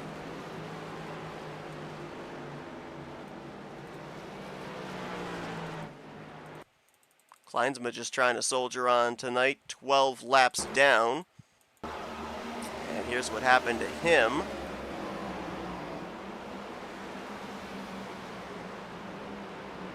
Very shallow entry into turn 1. Goes around to avoid, and looks like he just kind of got up in the marbles. Yep, and there was a little bit of damage on that car as well from a long period of time ago, so I'm wondering whether or not that car's not perfectly set in the racetrack once again. So now the strategy comes into play, as they may have called this yellow as the stage yellow. Saw a number of the leaders come down pit road, including Alan Dobbs. And Chris Reese is going to stay out. He's got about 27 laps on his tires here. Interesting call from our season opening winner from Daytona. He's taking stage points. That's what he wants. So, that's what he's targeting. And lights will go off. We'll go back to green flag. At the end of this lap, points will be paid. So I mean, believe. you think about it. Confident on that. Think about the fact that, he's already got that victory. He's locked into the playoffs. If he's able to hang on, win this stage, that's a playoff point. When the postseason 100%. points are put together, that 1 point could be a big difference. Noah Jackson's going to line up to his outside. Kyle Holden will be 3rd. Chris Roberge in 4th. Matt Mettler, Mark Gilbert. And then Dobbs, Whitehead, Daniels, Catalano going to be the top 10. 62 going to be the control car. Can he hold them off for 1 lap to win this stage? Well, it'll end right here. Oh, yeah, so you're as right. they cross the start finish line. Yeah. So that should be staged right there. But I think they may have called the stage under the caution, just because it ran right to the end there. I think they'd already called it. Somebody just shot out of line and went right to the back. That was Roberge in the 9. Went from 4th all the way back to 18th in the span of 1 lap. As here comes Holden for the lead on Chris Reese. Reese is... Oh, huge incident. Alan Dobbs just hit the wall very hard. I'm pretty sure his engine died. Tom Bourne comes to a stop there as well. And you would be correct on the expiration of the engine, as the 35 couldn't even drive it back. Alan Dobbs, who led a good chunk of this race, a good chunk of the second stage. Here's look what happened to him. Oh, wow. It's like he got in, realized that thing was going to come around on him, corrected back, and it just shot straight up into the outside wall. Yep.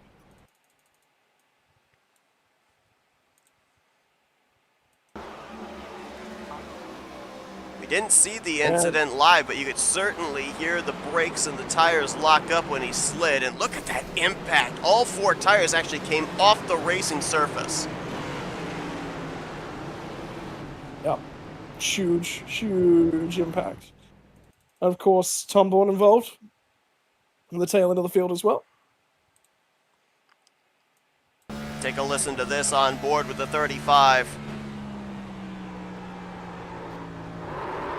You could just hear it. You could hear the squeal. That was those rear tires starting to come around. Massive impact for the driver of the 35. Now, Alan Dobbs, to my knowledge, still had a faster pair available, but he is going to lose some laps here with having to call that tow back to pit lane as well. So we have seen some drivers that have ended up being involved in incidents, lose time on pit road, or have to take the 1 lap penalty, be able to march their way back up here to the front of the field. Tom Bourne had made his way back up into the top 10 before being involved in this most recent incident. DJ Daniels have been able to do the same. So depending on how many laps Alan loses here, he's still got a shot. We're just past the halfway point. Lots of racing still to go. Yep. I think the big thing is we're just past the halfway marker here now at 1 hour and 20 minutes on the clock. So it's going to be a long one. We're going to be out over the 2 hour mark for sure, unless we can go green from here. But the field's starting to shrink. You know, we've lost a few race cars. We're now without Dizzy Carter, Dylan McDonald, and Johnny Williams, all done for the day. Jeffrey Kleinsman's still circulating, as is CJ Papa. We're both off the lead lap. And Alan Dobbs is in the lane. He's currently at 3 laps in. I think he might have just gone to 4. And he just got that fast repair done. So he will return to the racing circuit. So getting ready for our 16th restart of the night. Kyle Holden now back out in front after he came to pit road just prior to the completion of stage 2 to be able to flip said stage. He led all of stage number 1 and now looking to dominate stage 3, pick up his first win of the season, lock up a playoff position, and extend his points in the regular season standings as well. Green flag back in the air. Trey Whitehead got the jump with him, slots into second. And behind him, Brandon Cooper in the 54. Now let's remember, Brandon Cooper, after the contact with Tom Bourne and hitting the inside wall, you can still kind of see the dent there on the M and Camry. They did manual repair on that machine. He still has his fast repair intact, and doesn't look like that nose damage affecting the speed of that 54 car at all. Well, he's at a good spot and starting to press his way forward as well. So DDRT cars 1, 2, 3, 4 on the road. They're doing a great job here tonight.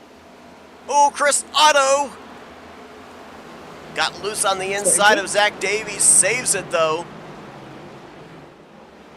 Man, he has had an adventurous night as the driver of the 88. And how about Zach Davies as well, another driver who was involved in a couple of incidents in the early going this evening.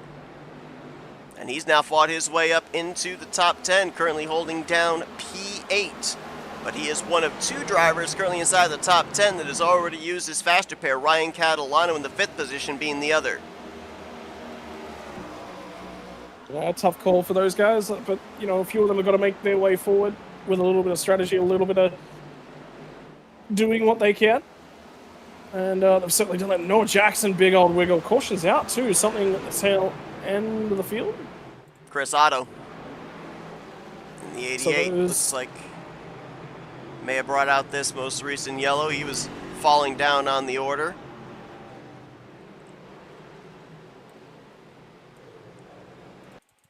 I think he's going to be pretty happy to put Richmond in the rearview mirror. This time 1 and 2, the trouble spot for that Chevrolet Camaro. No contact with any other drivers, just a little drift there through turn 2. Brings out the yellow for the 17th time here tonight.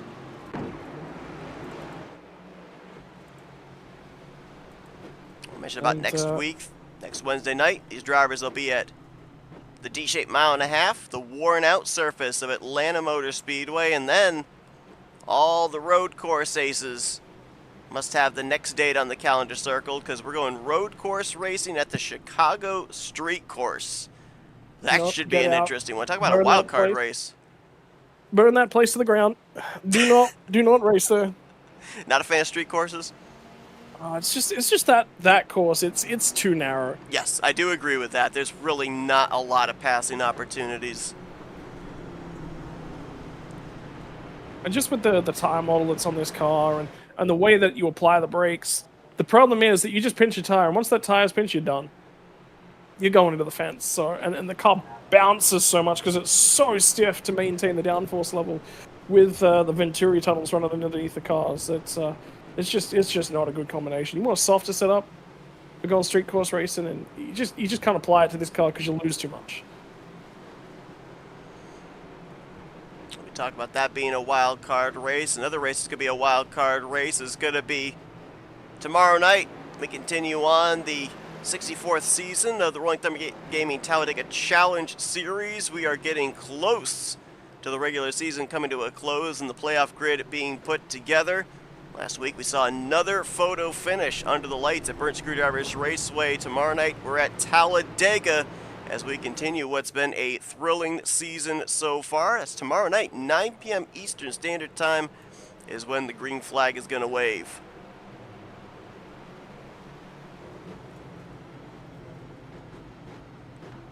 So you look back through like the latter half of this top 10, and if these drivers kept a diary the entirety of the race, half if not 2/3 of that diary would be used up already with the adventures they've had. You've got Lauder in 7th, Zach Davies 8th, Patrick McQuaid right now in 9th, and Chris Hubka currently in the 10th position. These are the survivors here tonight so far, it seems. Yeah, it's the guys in the middle of the back of the pack that have had the toughest time as well, I think. The big thing for them is that it has been about survival. It's been about putting your car in all the right places, but being patient as well, making sure that you get on the throttle, not being stupidly aggressive, but you got to advance yourself at some point, right? Green flag back in the air, Kyle Holden out in front. That'll be for second. Trey Whitehead on the outside. Brandon Cooper was able to get a decent restart. He'll stay alongside the 23, at least for the moment. Whitehead might have brushed the wall a little bit there off of turn 2. And he brushes it again right there off of turn number 4. Yeah, so he's clearly struggling to keep that car either underneath him or just get any sort of turn in him at the moment. So, difficult night, but tonight where Brandon Cooper just continues advancing. You imagine he's a bit of damage on the front of that race car. It's not affecting him. Brandon Caution's Cooper back out again. Oh, yep, caution is indeed out. We Chris Reese that went around. In fact, it was. Our Daytona winner. Led a couple of laps at the conclusion of stage 2, and a little high there on the exit of 2. Crossed the nose of another driver there. Grabs the gear and keeps going.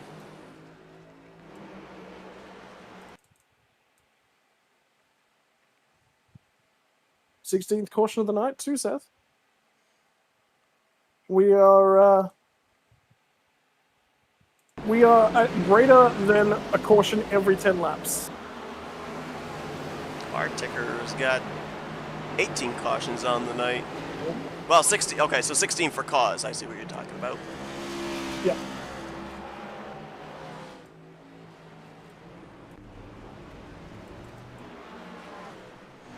Hey, you think about it here too.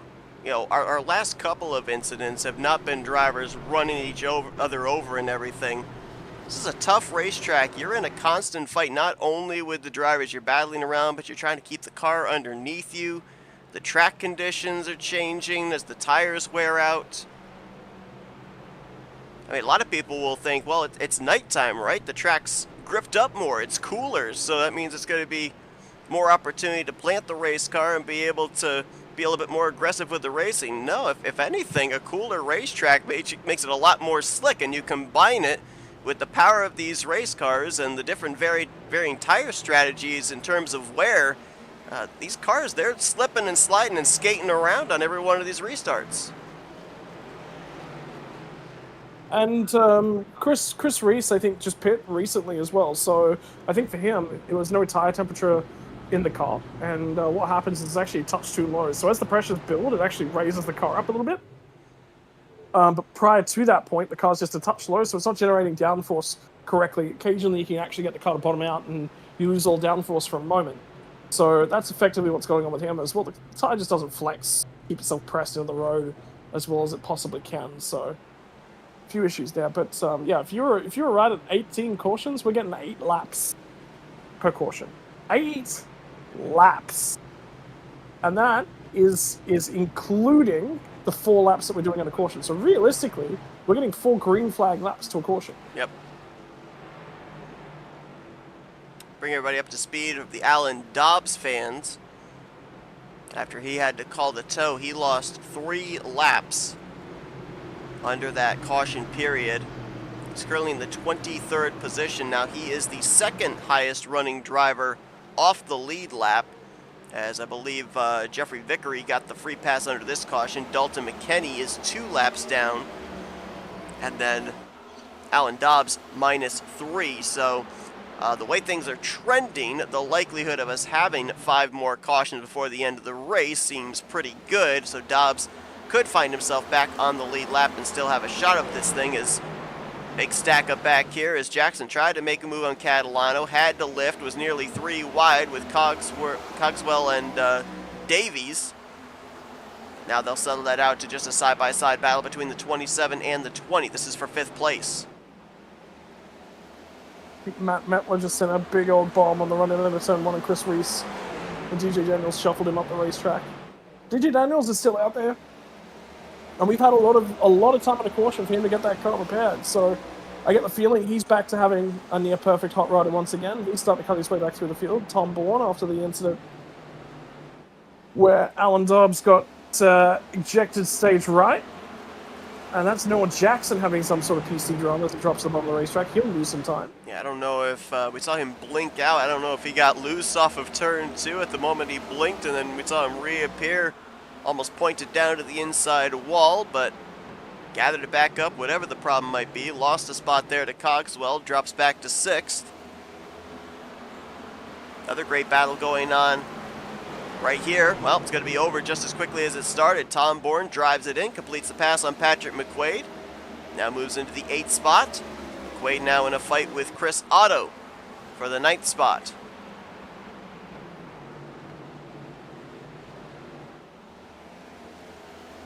Yep, so continues driving himself on forwards. Outside the top 10, Hubka with a move on Matt Metler. Move him to the 13th spot. Further up, Noah Jackson puts the pressure back on Jonathan Cogswell for the 5th position. Yeah, good racing by these guys. Again, Cogswell's just picking away at things, right? He's not trying to race most of these guys. He's just chilling out. But he's inside the top 5. So, again, drivers that are racing this smart, he is the perfect example of that. He is having a great race. He will be very happy to just let a few of these guys go. Finish deep inside the top 10. Put a whole bank of points together just because he stayed out of the trouble. Yeah, you look at a lot of the drivers ahead of him in the point standings coming into tonight. Christian Ruse has had struggles. Jeffrey Kleinsma's had struggles. Chris Otto, we've seen him looped around a time or 2 or 10.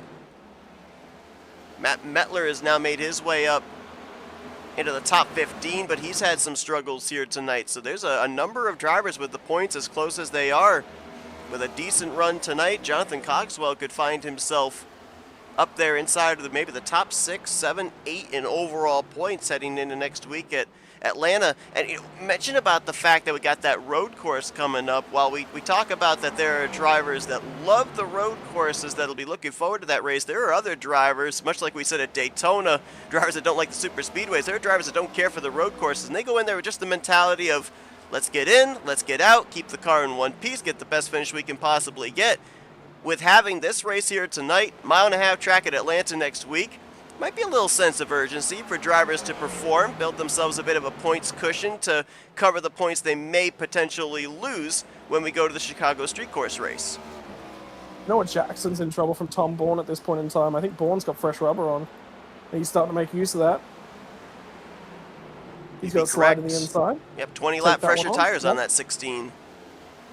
He's making good headway with it. And again, Jackson wants to fight him because he absolutely wants to hold him up as long as he possibly can. But at the same time, you recognize Bourne got down there. Okay, that's a little bit late. There's very little I can do about that. And that is smart racing. Now, I don't want to tempt fate, but do it, sir. Let's say we go green the rest of the way. What have you done, sir? What are we looking at fuel-wise? Can we run the rest of this race with what they've got in the tank? I don't think so. So, for Tom Bourne, he will have to go 120-ish laps to get to the end of the race. I think he's going to be able to do about 80 or 90. So, that would be my estimation. For those guys who have already pit, they can get through to about lap 220, about then, maybe 225. So they're short, but if it does go green, Tom could just start clutching. Short racetrack. There's not a huge opportunity to save a lot of fuel around here, but the shorter the lap is, the more that sort of counts for him, when you actually are able to save fuel. So, if he needs to, he can just flick on over to fuel conservation mode and be totally fine. It's a great point, but, you think about the fact that, we could end up having a yellow flag come out. At what point, if you're the 16, do you start going into that mentality of trying to save fuel, or do you even think about that as early as right now? Now that it's started to single file out, the biggest reason to start doing it right now is he's already done a lot of overtaking, as we're actually going to see Jackson get rounded up by the 92 machine as well, so Catalano's got speed at the moment. So the big reason to do it right now, he's got speed, he's got the tires underneath him, he's not catching any one of the supreme rated knots, he's just sort of rolling on up to them. Now, the downside of that is, whilst you've got the fresh rubber, you tend to want to maximize that. So you certainly want to make use of it. And if you're fuel saving, you're not really making use of it. So that's the difficult decision that he'll be in, and it'll be reliant on what the fuel position is. If he's more than 10 laps away from making it on fuel, there's no point in saving. He'll just press on. And I think that's what we're seeing. Jackson completes the pass around Catalano, moves back up into the top 5. Catalano now looks back in his rearview mirror, sees the 27 of Jonathan Cogswell. Mentioned about the fact 3 races in the books. All 3 of the manufacturers have gone to victory lane. Right now, Toyota has pretty much had their finger on the pulse of this race. Kyle Holden started from the pole position, his 3rd pole of the season, we should mention as well. And he dominated stage 1. He's been out in front here for the majority of stage number 3. He's had the strongest car of the night. Highest running Chevrolet would be Tom Bourne, and the highest running Ford would be Jonathan Cogswell. Of course, as we mentioned, the 3 manufacturers looking to break that 1 apiece tie that they had coming into tonight in terms of race wins. Well, that also says, wins have gone in a ton of different directions, which has been really, really cool. Different kinds of races as well, which has been the important part thus far this season. And that's the margin that Tom Bourne's got to the cars ahead of him, which is, I think, quite relevant at the moment. You just sort of see his track them down. And he is taking chunks of time out of these guys as well, so It is still trending in his direction. He's just got to be patient right now. Make sure that the worst thing you can do is burn your tires off hunting these guys down, because you're not going to do it. It's going to take you 10, 15 laps to get up there. Caution's out. That'll change things. It's Peyton Holland in the 19. There was a battle going on for, I believe it was around the 11th position. And Peyton Holland's going to pay the price for it. The whole field is that. This is fun.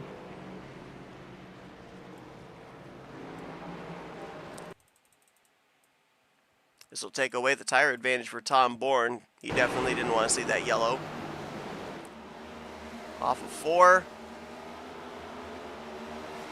Oh. Just got the wall. As he bounces off. DJ Daniels is all ready to his inside. Now, I'm going to say something here, Seth, and DJ will probably take this the wrong way, and that's fine. And this is where we'll disagree as race car drivers. But to me, is if you keep an eye on DJ Daniels, why is he tracking out all the way to the fence here? He's not, at no stage is he actually clear. And that's what actually triggers that incident. Yeah, yes, 100% the 19 car gets the outside barrier, but you've given the guy no wiggle room at all. You've chased him up the track, and he's sort of been forced to go out there, because he's either getting wrecked if he doesn't, and wrecked if he does. So, Kind of reminds me of track we were at last week, Auto Club, as well as its sister track, Michigan. A lot of times you track that car up the racetrack, and they're going to run out of room into the outside wall, and where do they head? Down across your nose. This is on board with the 96.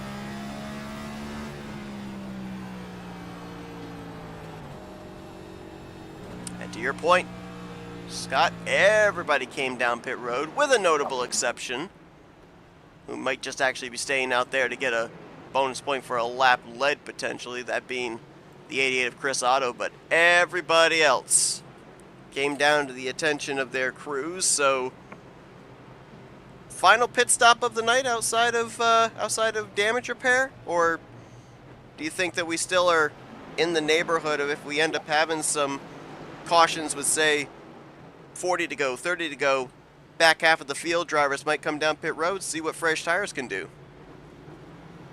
Yeah, definitely. If you get a little bit later on in this race, you got to take tires, particularly towards the back, because why not?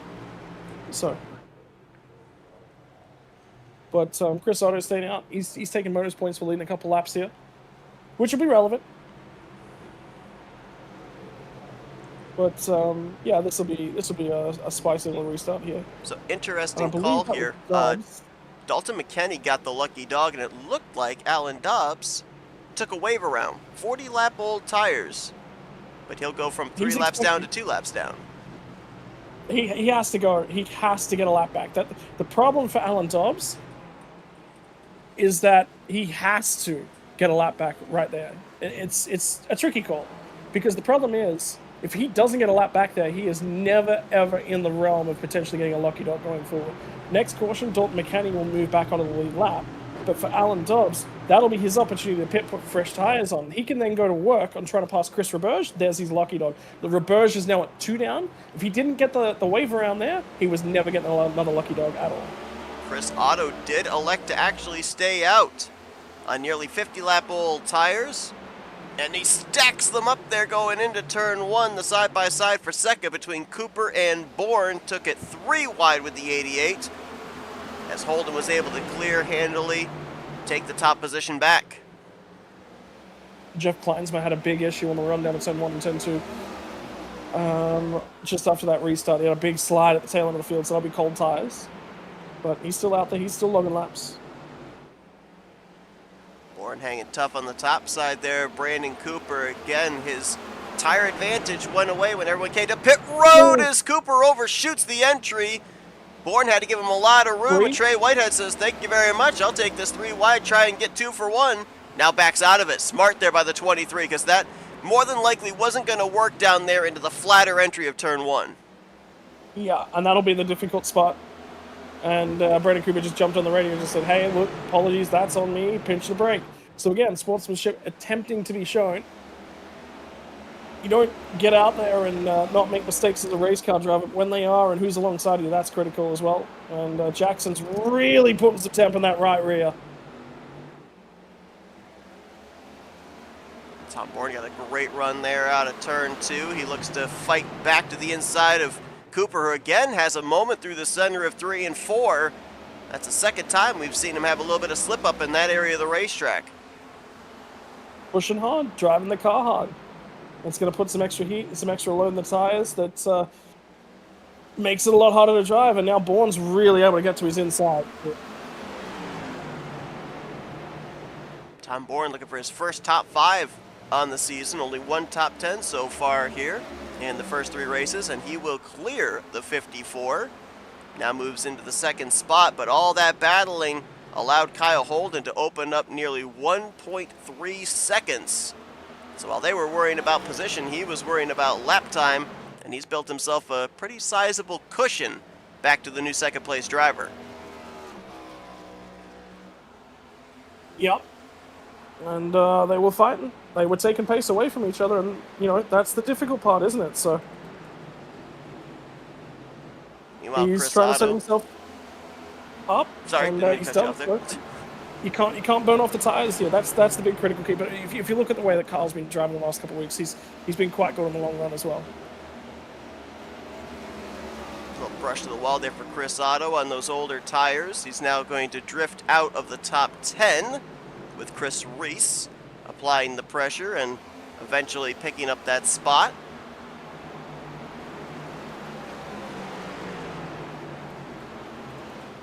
Chris Reese, I know that they're entirely different racetracks, but he's been Daytona-esque here tonight. We didn't talk about him at all during that Daytona race, and he was up there in the closing stages. We saw him up front lead a few laps there at the conclusion of stage 2. But he's not really done anything super flashy. He's kind of hung back, run his own race, kind of similar to a Jonathan Cogswell type strategy, kept the car out of trouble, and now he finds himself up here inside of the top 10, looking to net himself another good points day. Again, patience.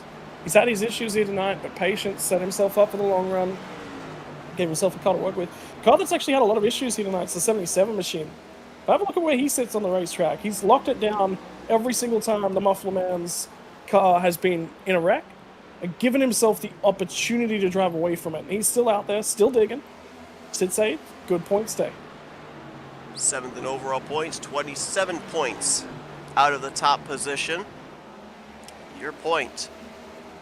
Has had some struggles here tonight, but has persevered and right now in line to keep himself in the top 10 in overall points.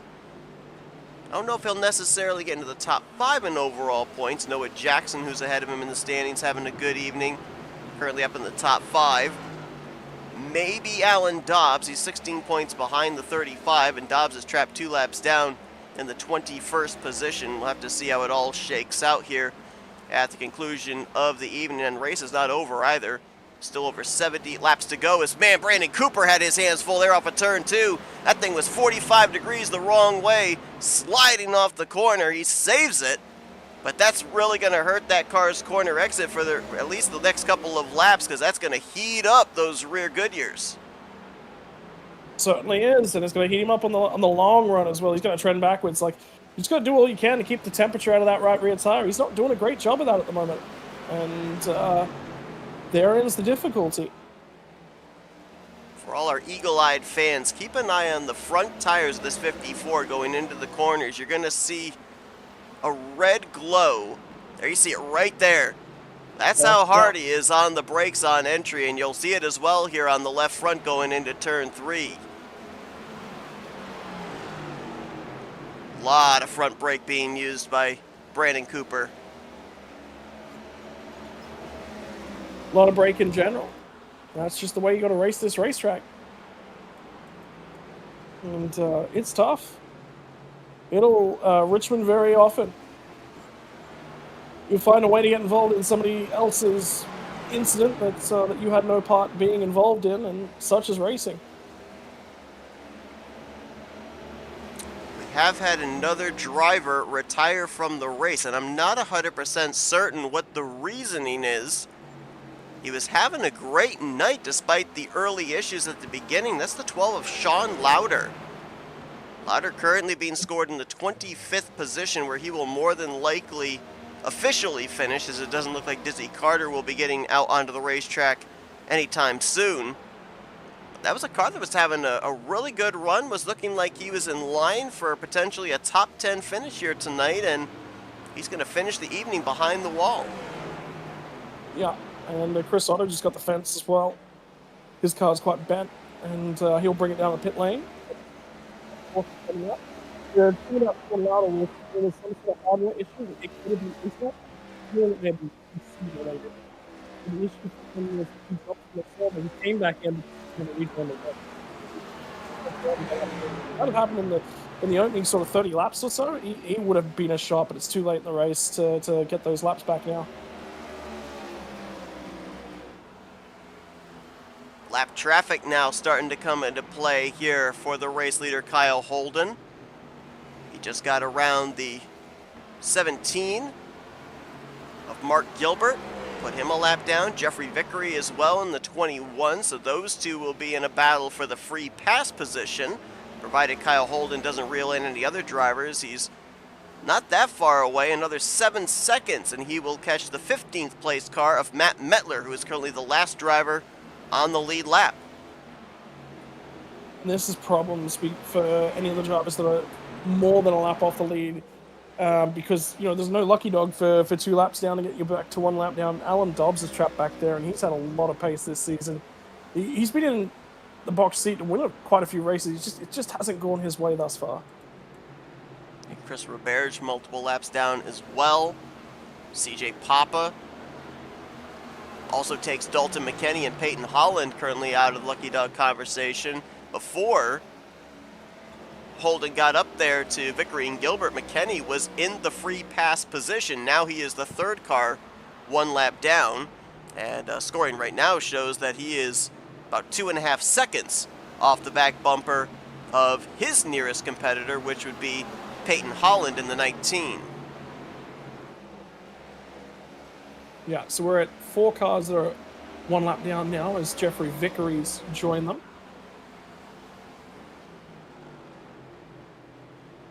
Something going on for CJ Papa as well. He's just saved the race car. I think that was down at 1 and 2 on his lap 192. Indeed it was. It's been a tough night for CJ Papa, who, if we're talking about the playoff grid, he came into tonight in a tie for 16th place. That was with Mark Gilbert, who has also struggled here this evening, currently off the lead lap. Now, something we haven't talked about, we'll be talking about a lot next week. Remember whoa, Holden. I don't know if he had a slip up there, if that was some reaction to something else, but he was very, very loose on entry into turn 3 and went up from the bottom groove to the middle groove there. But next week will be the 2nd iteration of the Dash for Cash. We had it at Daytona. Had 6 drivers battle it out. Chris Reese was one of those Dash for Cash drivers and won the Daytona race as well as the Dash for Cash in the same event. 6 more drivers will fight it out for the cash prize next week at Atlanta. They've picked some really good tracks for the Dash for Cash, some tracks that you really have to work for it, whether it comes down to skill, execution, maybe a little bit of luck intermingled as well.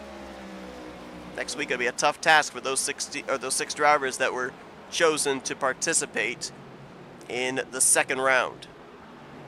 Gotta have a long run car next week. Have to have a long run car. I have to be able to look after tires, because short run, sure, you can go out and grab a whole bunch of places, but you will very quickly lose them. So I've been keeping an eye here on lap time, Scott. Holden has had a couple of slip-ups, and Tom Bourne is taking advantage. That last time by alone, Bourne closed up a full half second, and there you see, in the same camera shot now, 59's in trouble. I don't know what's gone away on this race car. I don't know if he spent so much time out in clean air that once he got in dirty air, the car's handling is completely changed, but it has definitely not had the speed that we saw in the early going. Tom Bourne is closing up for the top spot, closing on 50 to go.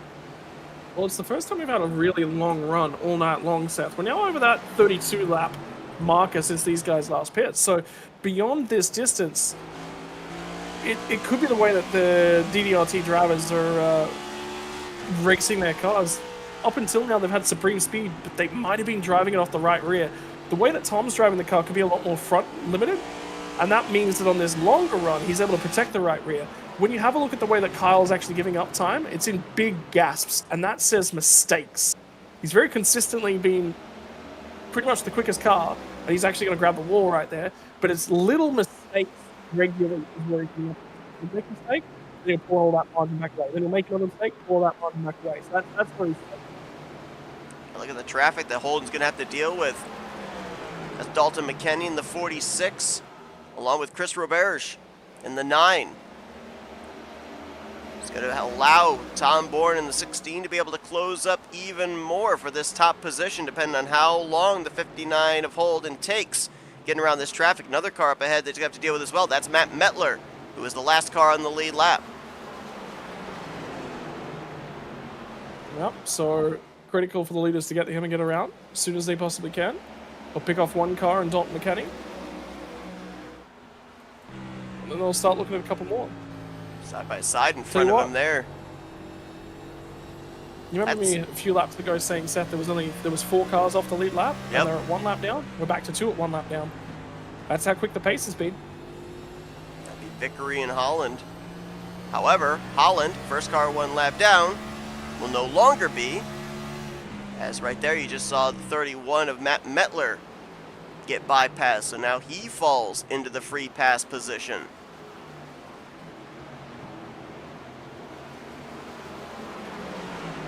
Unscheduled pit stop for the 17 of Mark Gilbert.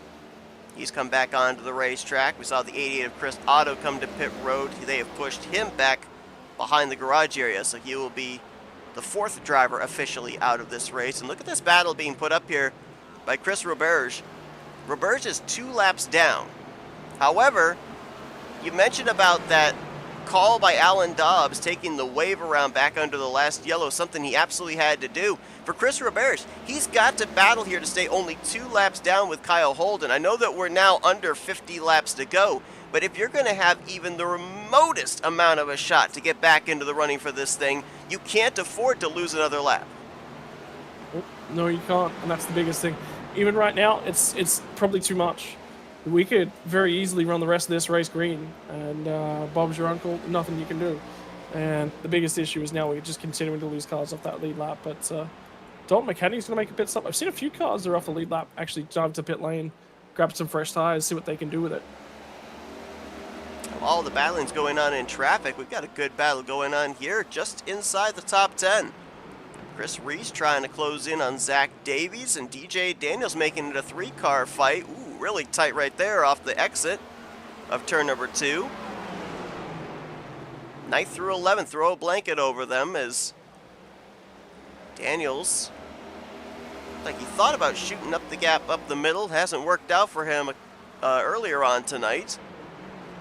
Davies way up the track though. Kept it going somehow. Didn't lose speed. I don't know if that would necessarily classify as wall riding, though I don't think he necessarily did it on purpose. He definitely overshot the entry to the corner. Yeah, well, got up into the marbles, and I think just pinched the right front. It just kept going. Oh, no, he's pinched it again right there. So DJ Daniels is going to get by, bring himself back inside the top 10, in fact, up to 9th as well. Talked about the opportunity under those multiple yellows to fix the race car. Doesn't look like they've been able to really repair that left front fender. It's still sticking up quite a bit there. Almost makes the car look like it's listing off of the left front tire going into the corner. That's not the case. Just visibly looks that way with the direction of that spoiler there on the left side. But now DJ Daniels up to the 9th spot. Certainly not the night that DJ Daniels was looking for, coming off the heels of his victory back at Auto Club. But with everything that he's had happen here tonight, I don't think he'll be all that disappointed with a top 10, because it could have been a lot worse for him as these 3 Toyotas mixing it up here for 3rd place. Cooper just got around Noah Jackson moments ago. Trey Whitehead as well. Jackson falling back into the 5th position. Oh, so that Cooper car's starting to recover again as well. And DJ Daniels is actually going to come to the lane. So maybe you can't make it on fuel. He's going to be one of the first of our lead lap cars to dive onto pit road. We've seen quite a number of the lap down drivers on pit road, including Dalton McKenney and Mark Gilbert. So if they can't make it on fuel, this makes things very interesting. Gonna be 40 to go next time by for Kyle Holden.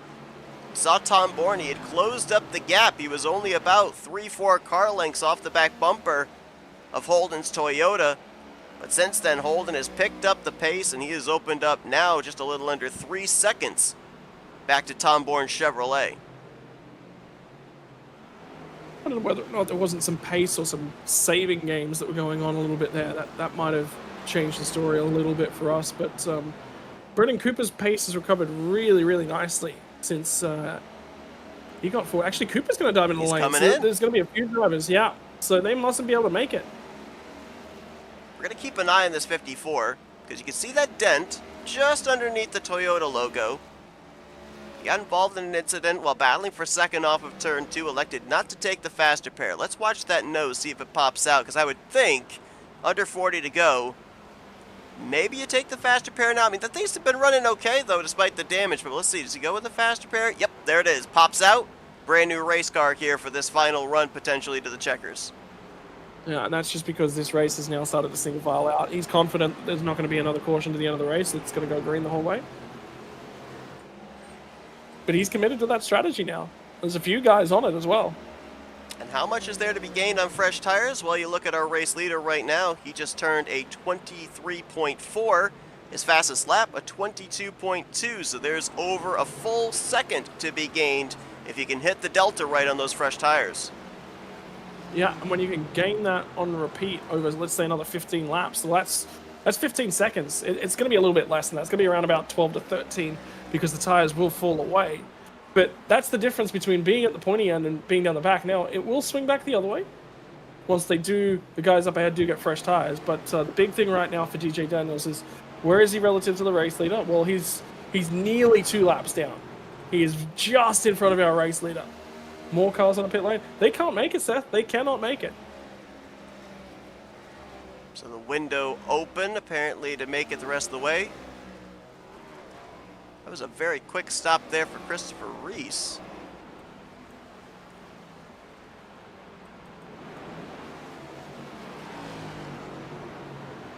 Did he even stop in his pit stall? He did for 1.9 seconds.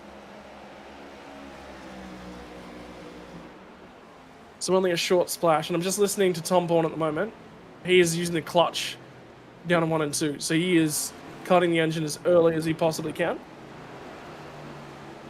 So it comes down to the question of just how short are they to make it then? Well, he's only doing it at one end of the racetrack, so it's not disaster. Which means it should be relatively close. And he's holding pace with Kyle Holden, so... Holden's pace backed off a little bit too as well, so... But he's not mega saving.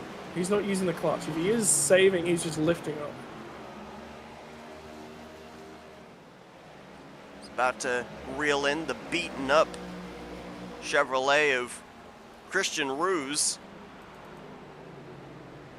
On any other track, that would not look like an 11th place finishing car, but that is where he is currently scored. Last car currently on the tail end of the lead lap. And a driver that comes into this race 10th in overall points. So, may not necessarily look all that pretty, but he's definitely in line to have a pretty decent points night. As, ooh, man, not giving Kyle Holden very much room to work with there through 1 and 2. And that's one of the tough things about being the leader at a short track as well, is usually second, third place, they'll move over and let you by. But when you're the race leader and you're that last driver in the tail end of the lead lap, you're going to make that race leader work for it to get around you. Yeah, so advantage Tom Bourne through the traffic. He just can't seem to take advantage of it though and close that margin. The tricky part is for Tom, if he's within a second and he dives to the pit lane, he can probably get that overtake done. But he is so much in fuel save mode at the moment that Holden's starting to pull away. More cars come to the lane. We've had a couple of comebacks here tonight by Mark Gonzalez.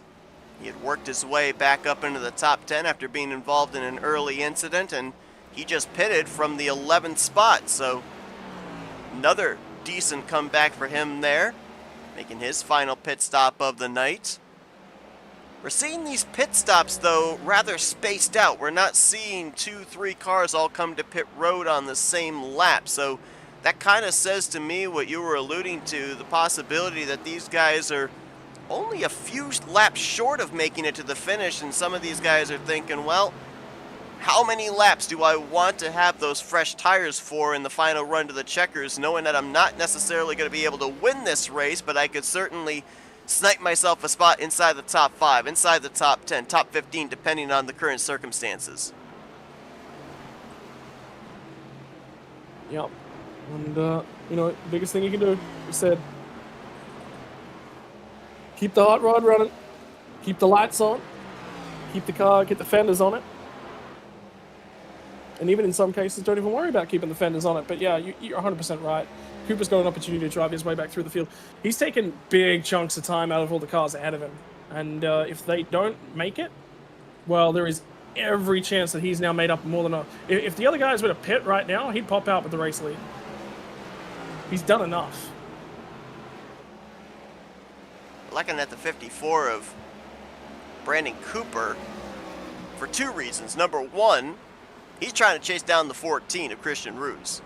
That would put him back on the lucky dog position. However, he's got those fresh tires, and he is running lap times sometimes almost a full second faster than the leader.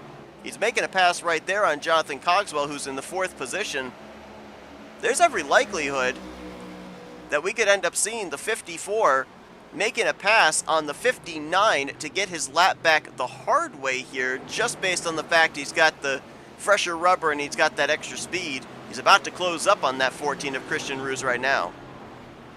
Yeah, the difficult part is 22-second lap means that it takes you 22 laps at a second lap faster. And he's not running a second lap faster. He's running about 8 tenths to 7 tenths. So what we want to do is we got 23-second lap divided by 0.8 seconds per lap. It's going to take you about 29 laps to get yourself back on the lead. We're just under that, and he's not there at the moment. So, and that tire advantage is going to erode as the race goes on. So that's sort of the lap times.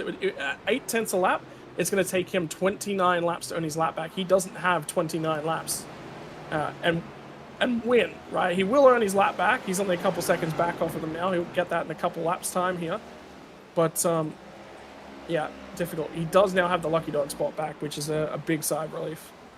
So here's a look at the drivers that potentially are looking to make it to the finish without having to come to pit road. Kyle Holden looking to go coast to coast, pole to win here tonight at Richmond.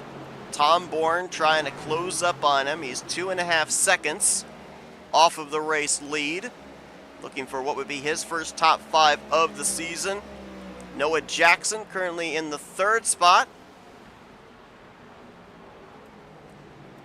Jonathan Cogswell, the highest running of the Fords, as he's currently holding down 4th position. I believe he got around Trey Whitehead not too long ago. Whitehead has backed his pace down quite a bit, now in the 5th position. Patrick McQuaid currently is in 6th. He's had an adventurous night, but currently up inside of the top 10. Same for Ryan Catalano, who currently holds down 7th. 8th place is where we find the 5 of Chris Hubka. He's done a great job of gaining back a lot of track position during the course of the evening. And the last car on the lead lap right now, and I say right now because he is just about to lose that lap, is Zach Davies in the 32. As a matter of fact, he's about to lose a position there as well, because Brandon Cooper, completing this pass, will take the 9th spot and move Davies back into 10th. Now, I've done some riding on board with a couple of different cars just to sort of see what's going on. I can tell you that Kyle Holden is saving, but he's not saving as much as Tom Bourne is. Bourne is saving a lot more. Cogswell's on the clutch, so he is looking to save mega and do as much as he possibly can. So I would say Kyle Holden's the most at-risk driver. He's going to have to make a decision shortly. If we see him make no decision in the next 3 or 4 laps, well, he's good to the end. That says to me that, you know, if you're question markable, you got to come early. So, and Trey Whitehead's still shifting, so he should be good on fuel. So, I don't know, Seth. This one's tight. It's like about 50% throttle through the corner there for Kyle Holden. You can tell that there by that horizontal yellow bar on the dash. Shows you the throttle input. Doesn't really get back into the throttle until he's completely off the exit of the corner. See him not really putting pressure on Hubka. He doesn't have any challenge from Tom Bourne right at the moment, so he can just kind of run his own pace. Now he gets that nice run off of 4, so he'll go to the inside of the 5, put Hubka a lap down. You'll see the fresh tire advantage here of Mark Gonzalez in the 8 car. Still very handily complete this pass through 3 and 4 on Kyle Holden. Gonzalez going to get one of his 2 laps back with that pass, currently in the 16th position. Oh, there's contact down in 3 and 4 between Kleinsma and CJ Papa. Both of them will get away with it.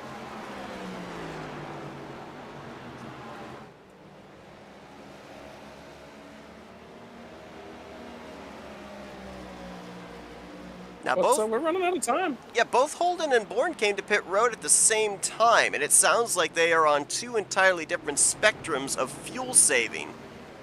What would be leading to that if indeed the 59 is good to make it on fuel? Why would the 16 have to save so much more? That would be because, remember that Kyle jumped out to a really, really big lead, and then Tom Bourne ran him down and tracked him down. Right? So that says to me that Kyle started saving way earlier than Tom did. That means that Tom's got more work to do to catch that back up. So he's trying to cover that back off. There was enough time on this run that he can probably do it. But the other side of the coin is that I don't necessarily think that was the case. I think Tom Bourne actually went and run him down on pace, and then they both flipped over to fuel saving. So it just depends on who flipped over to fuel saving first and if they've done enough. Noah Jackson to pit road. He couldn't make it. He wasn't saving, though. Pitting from the 4th position. I believe another car on pit road as well. It was the 92, Ryan Catalano. So a couple of drivers inside of the top 10. Having to make late pit stops here with less than 10 to go.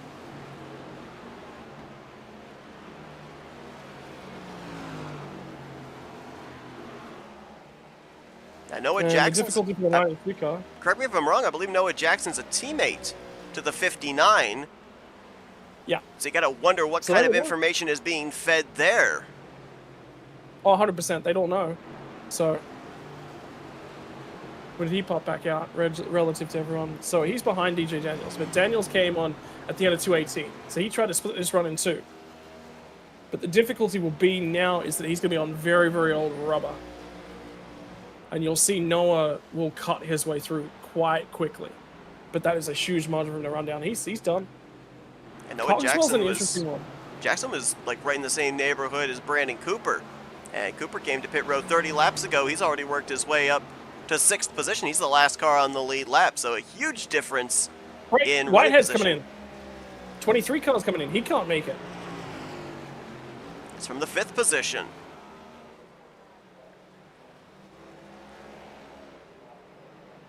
I can't believe we're already having fuel races. Yeah, right? Multiple fuel races this early on in the season.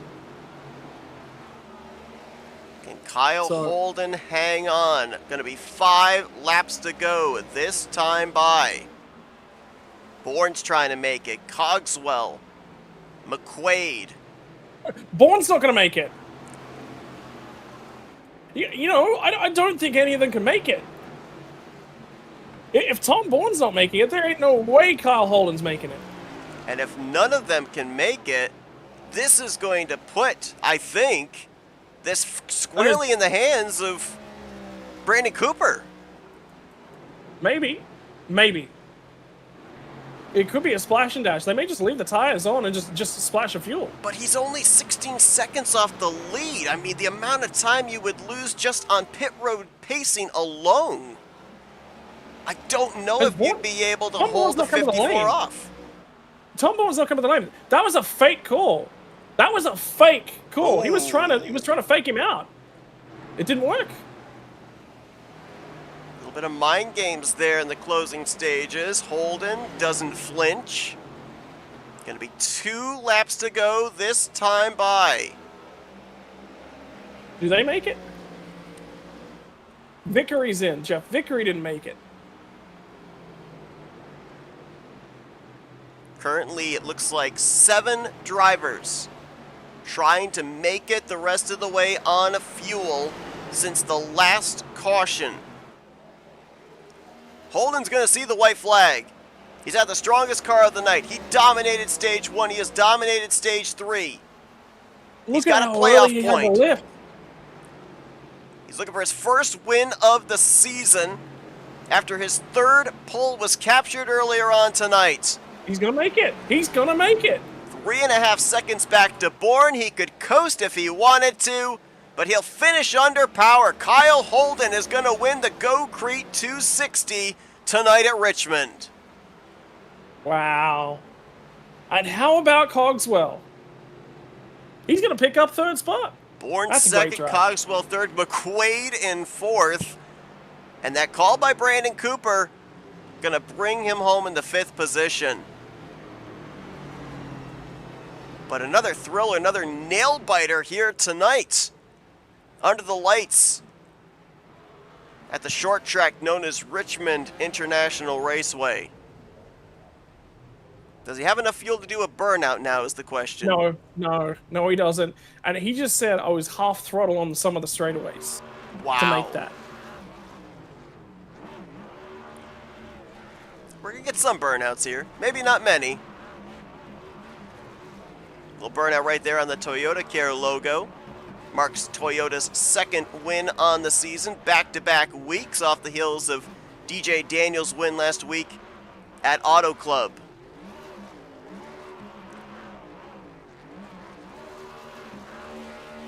What a drive.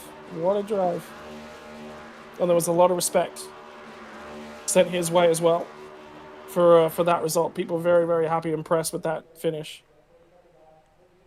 Kyle Holden came in the points leader. He will obviously leave as the points leader.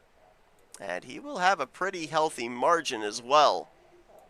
Heading into Atlanta next week, he locks himself into the playoffs with this victory. And let's take a look at the finishing results from this one. A lot of varying strategies in the closing stages. Bourne going to bring it home with his first top 5 of the season in 2nd. Cogswell kept the car clean to net the podium finish in 3rd. Patrick McQuaid, adventurous beginning but a solid ending in 4th. Brandon Cooper played the strategy. If everybody else couldn't make it on fuel, he was in the catbird seat, but he'll get a solid top 5 in 5th place.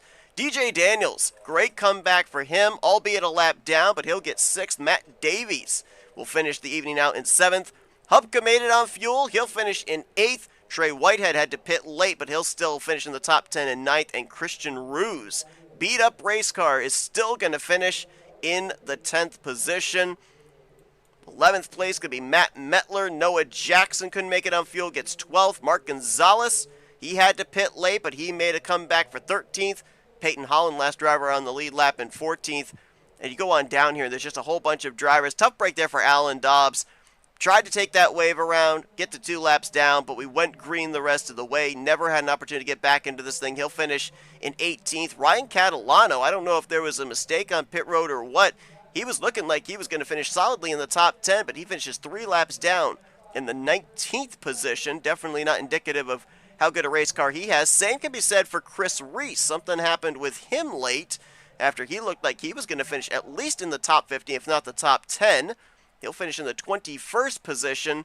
And then some other drivers that were up there around that cut line in the around the 16th position in the point standings there. Mark Gilbert, Chris Otto, Sean Lauder, all down around each other in 23rd through 25th. So it make that conversation around that area of the point standings even more of a topic of conversation here in the upcoming weeks.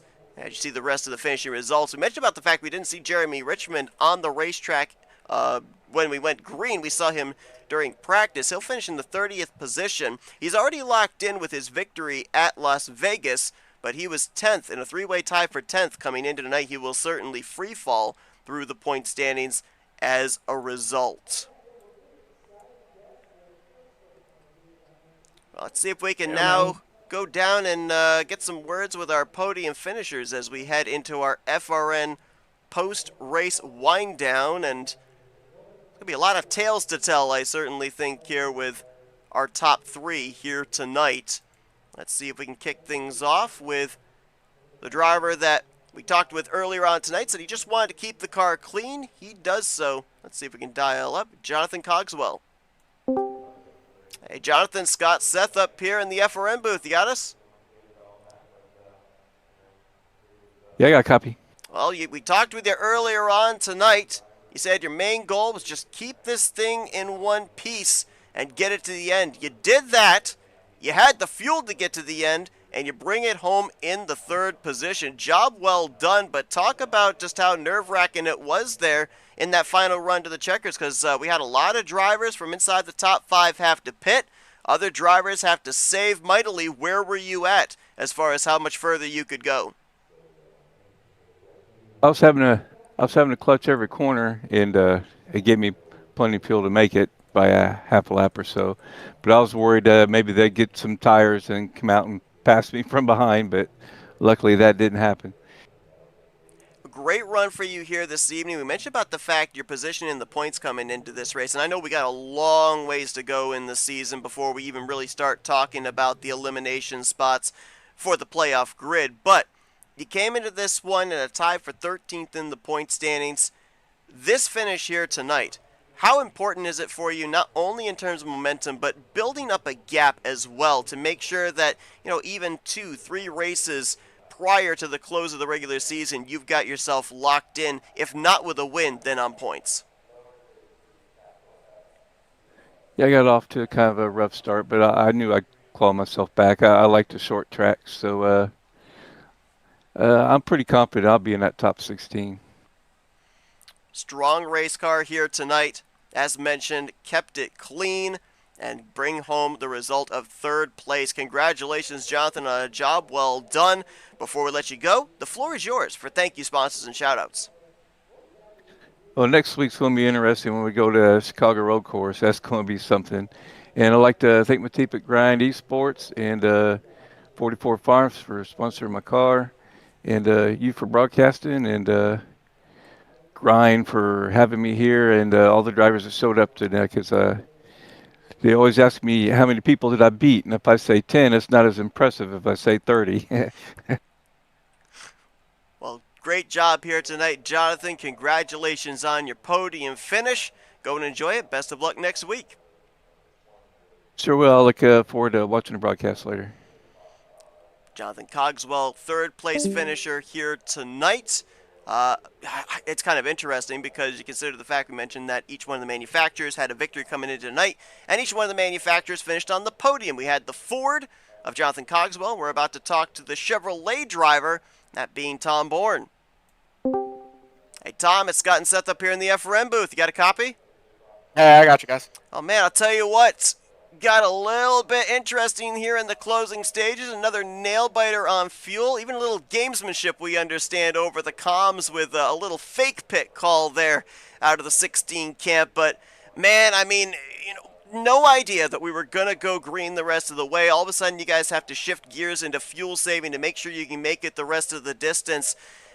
How difficult is it at that type of a thing when we had all these early yellows to almost think, there's going to be another caution. We'll have an opportunity to be able to top off on fuel, be able to make it the rest of the way, and then all of a sudden you're starting to think, wait a minute, hold on, should I have been saving fuel about 5-10 laps ago? How difficult is a driver to shift gears like that quickly?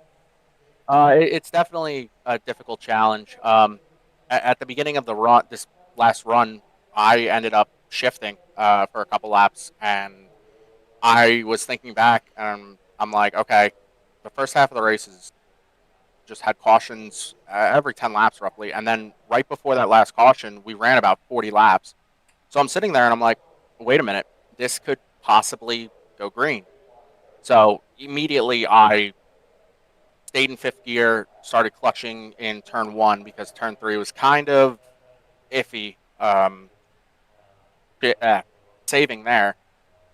And, I didn't know what the 59 was doing. I heard him shifting. My teammates heard him shifting at times, or it might have just been a glitch in the audio.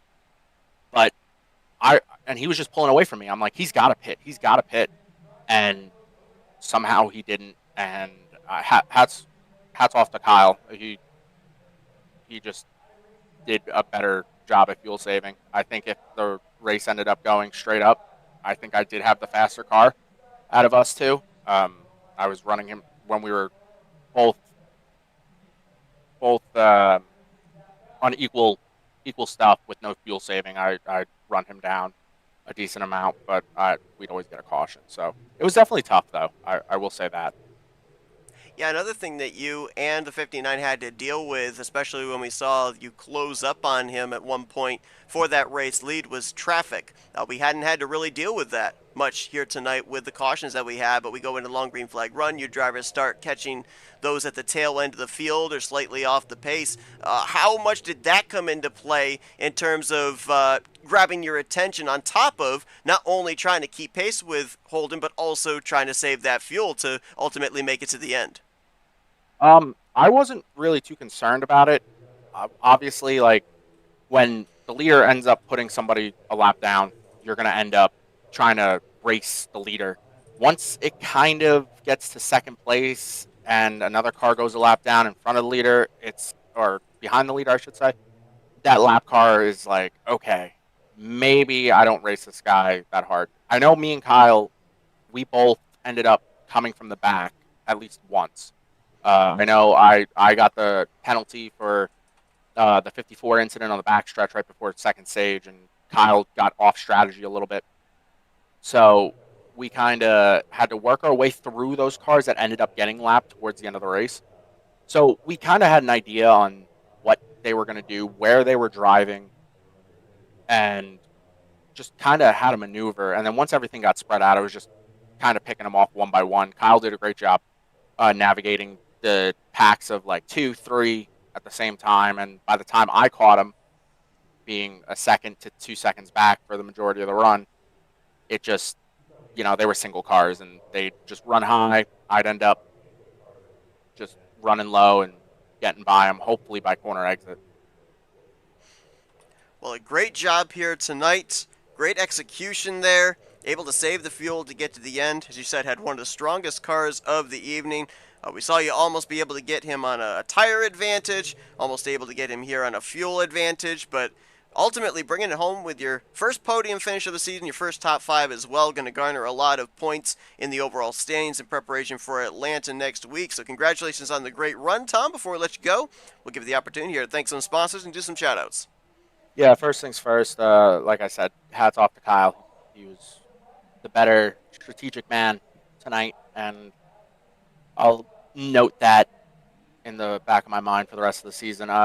Thank you guys for coming back.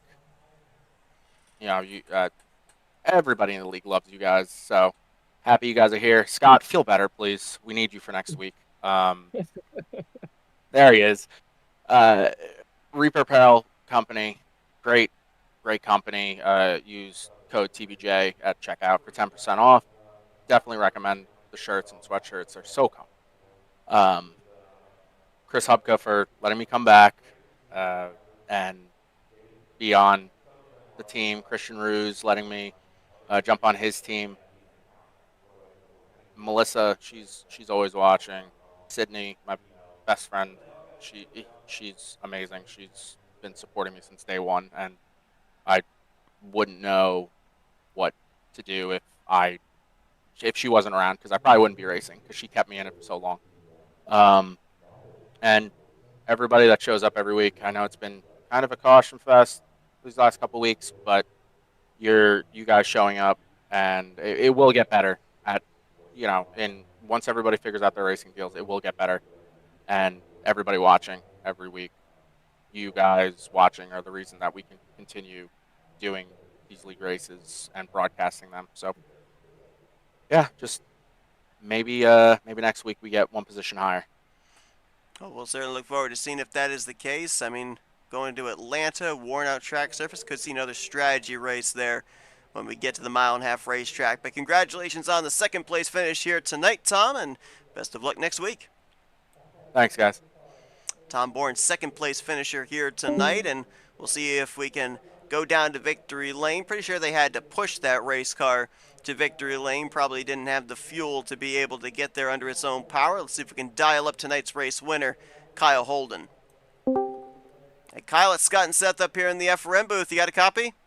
Hey, what's going on, guys? Well, hey, no photo finish here tonight, so you didn't come out in the losing end of one of those. Dominant performance on the flip side here this evening at Richmond. You go coast to coast, pole to win, but it got really interesting there at the end. We were wondering, we saw a lot of your teammates not be able to make it on fuel. The 20 had to come in, the 23 had to come in, and we're thinking, is the 59 going to be able to make it? How close was it for you?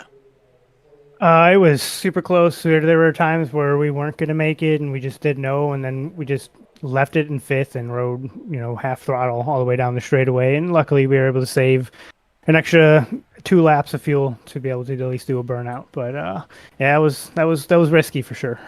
Another thing you had to deal with as well, and we didn't really get to see much of it in the first half of the race because of the cautions that came out with the restarts, but we got into that long green flag run and you had to deal with traffic for the first time. And I noticed there were a couple of moments over in 1 and 2 where your car didn't look all that steady. Was that the car reacting to dirty air that you hadn't really experienced most of the night? Was that you in the start of fuel saving? What was going on in that situation? Yeah, honestly, a little bit of both. I was trying to save when I could, but then when I caught one of those lap cars, it was actually quite difficult to get around because they weren't trying to save fuel, and I was just trying to save my stuff enough to make sure I could at least make it to the end. And it was really hard to put it on the bottom and not get on the gas early enough to get into them. So I just tried to play it safe if I possibly could. Sometimes their moves kind of maybe a little squirrely, or like being in fifth and riding the brakes. It just didn't feel right, especially in 1 and 2. So it was a little squirrely trying to get into those corners around those lap cars for sure. You've obviously brought good speed at every racetrack we've been at, every type of configuration so far. Third pole of the season here tonight. And we, of course, saw you almost be able to pick up that victory last week at Auto Club. You come into this race, top of the point standings. You've had consistency from the very start of the season. How good does it finally feel to get this thing parked in victory lane? Because you've been in the conversation, it seems, every single week.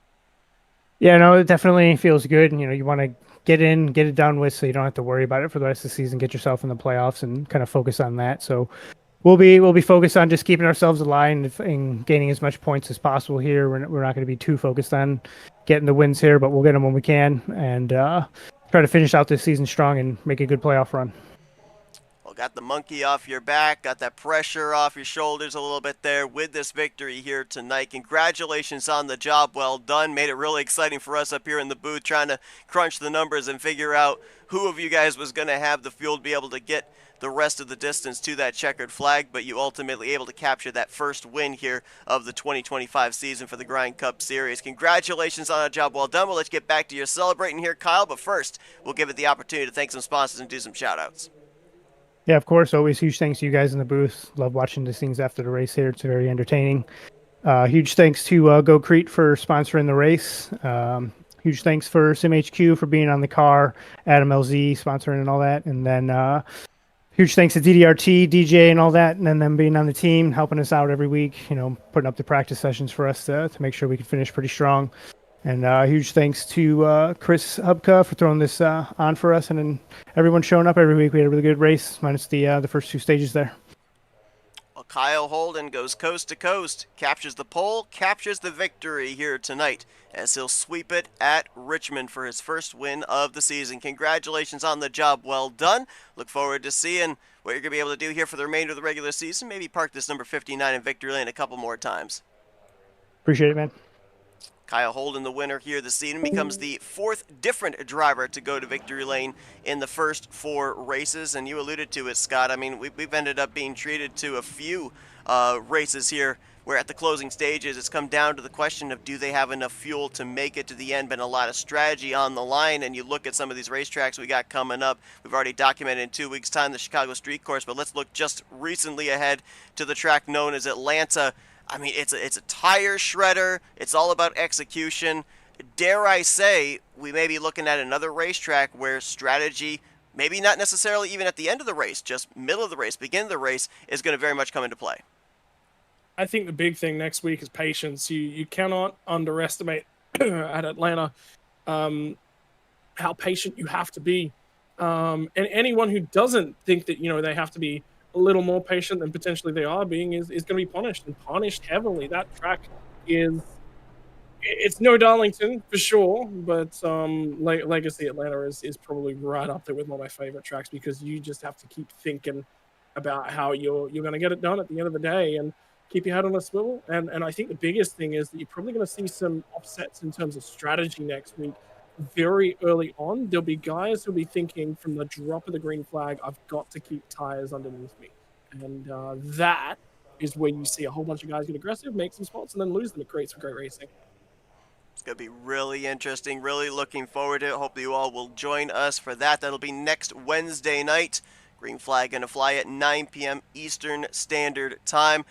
Scott, I know you were under the weather here this evening, man. I appreciate you toughing it out with me here in the booth. A thriller here this evening, and I'm with Tom. I hope you feel a lot better and are at 100% when we're back here on Wednesday night. Yeah, we'll see. And we got some work to do over the weekend. Hopefully we can get better. I'm already feeling better than I was yesterday, but I'm looking forward to feeling a heck of a lot better next week. Yeah, absolutely. I hear you. Well, thanks to everybody that tuned in to our coverage here tonight. Hope that you guys enjoyed it. Again, next Wednesday night, we'll be continuing on the EOL Grind Cup Series season, as we'll bring you coverage of Atlanta Motor Speedway at 9 p.m. Eastern Standard Time. Be sure to tune in tomorrow night for the Rolling Thunder Gaming Talladega Challenge Series. They continue on their regular season. We'll see them take the green flag at 9 p.m. Eastern Standard Time as well. But for Scott Rankin, I'm Seth Cole. We'll see you guys next week as you've been watching another broadcast courtesy of FRN, the Flatout Racing Network. This broadcast is the copyrighted work of Flatout Racing Network and may not be rebroadcast, retranslated, or used in any form without the express written consent of Flatout Racing Network and iRacing.com Motorsports Simulations. Flatout Racing Network would like to thank you for your support, and we hope you enjoyed tonight's broadcast.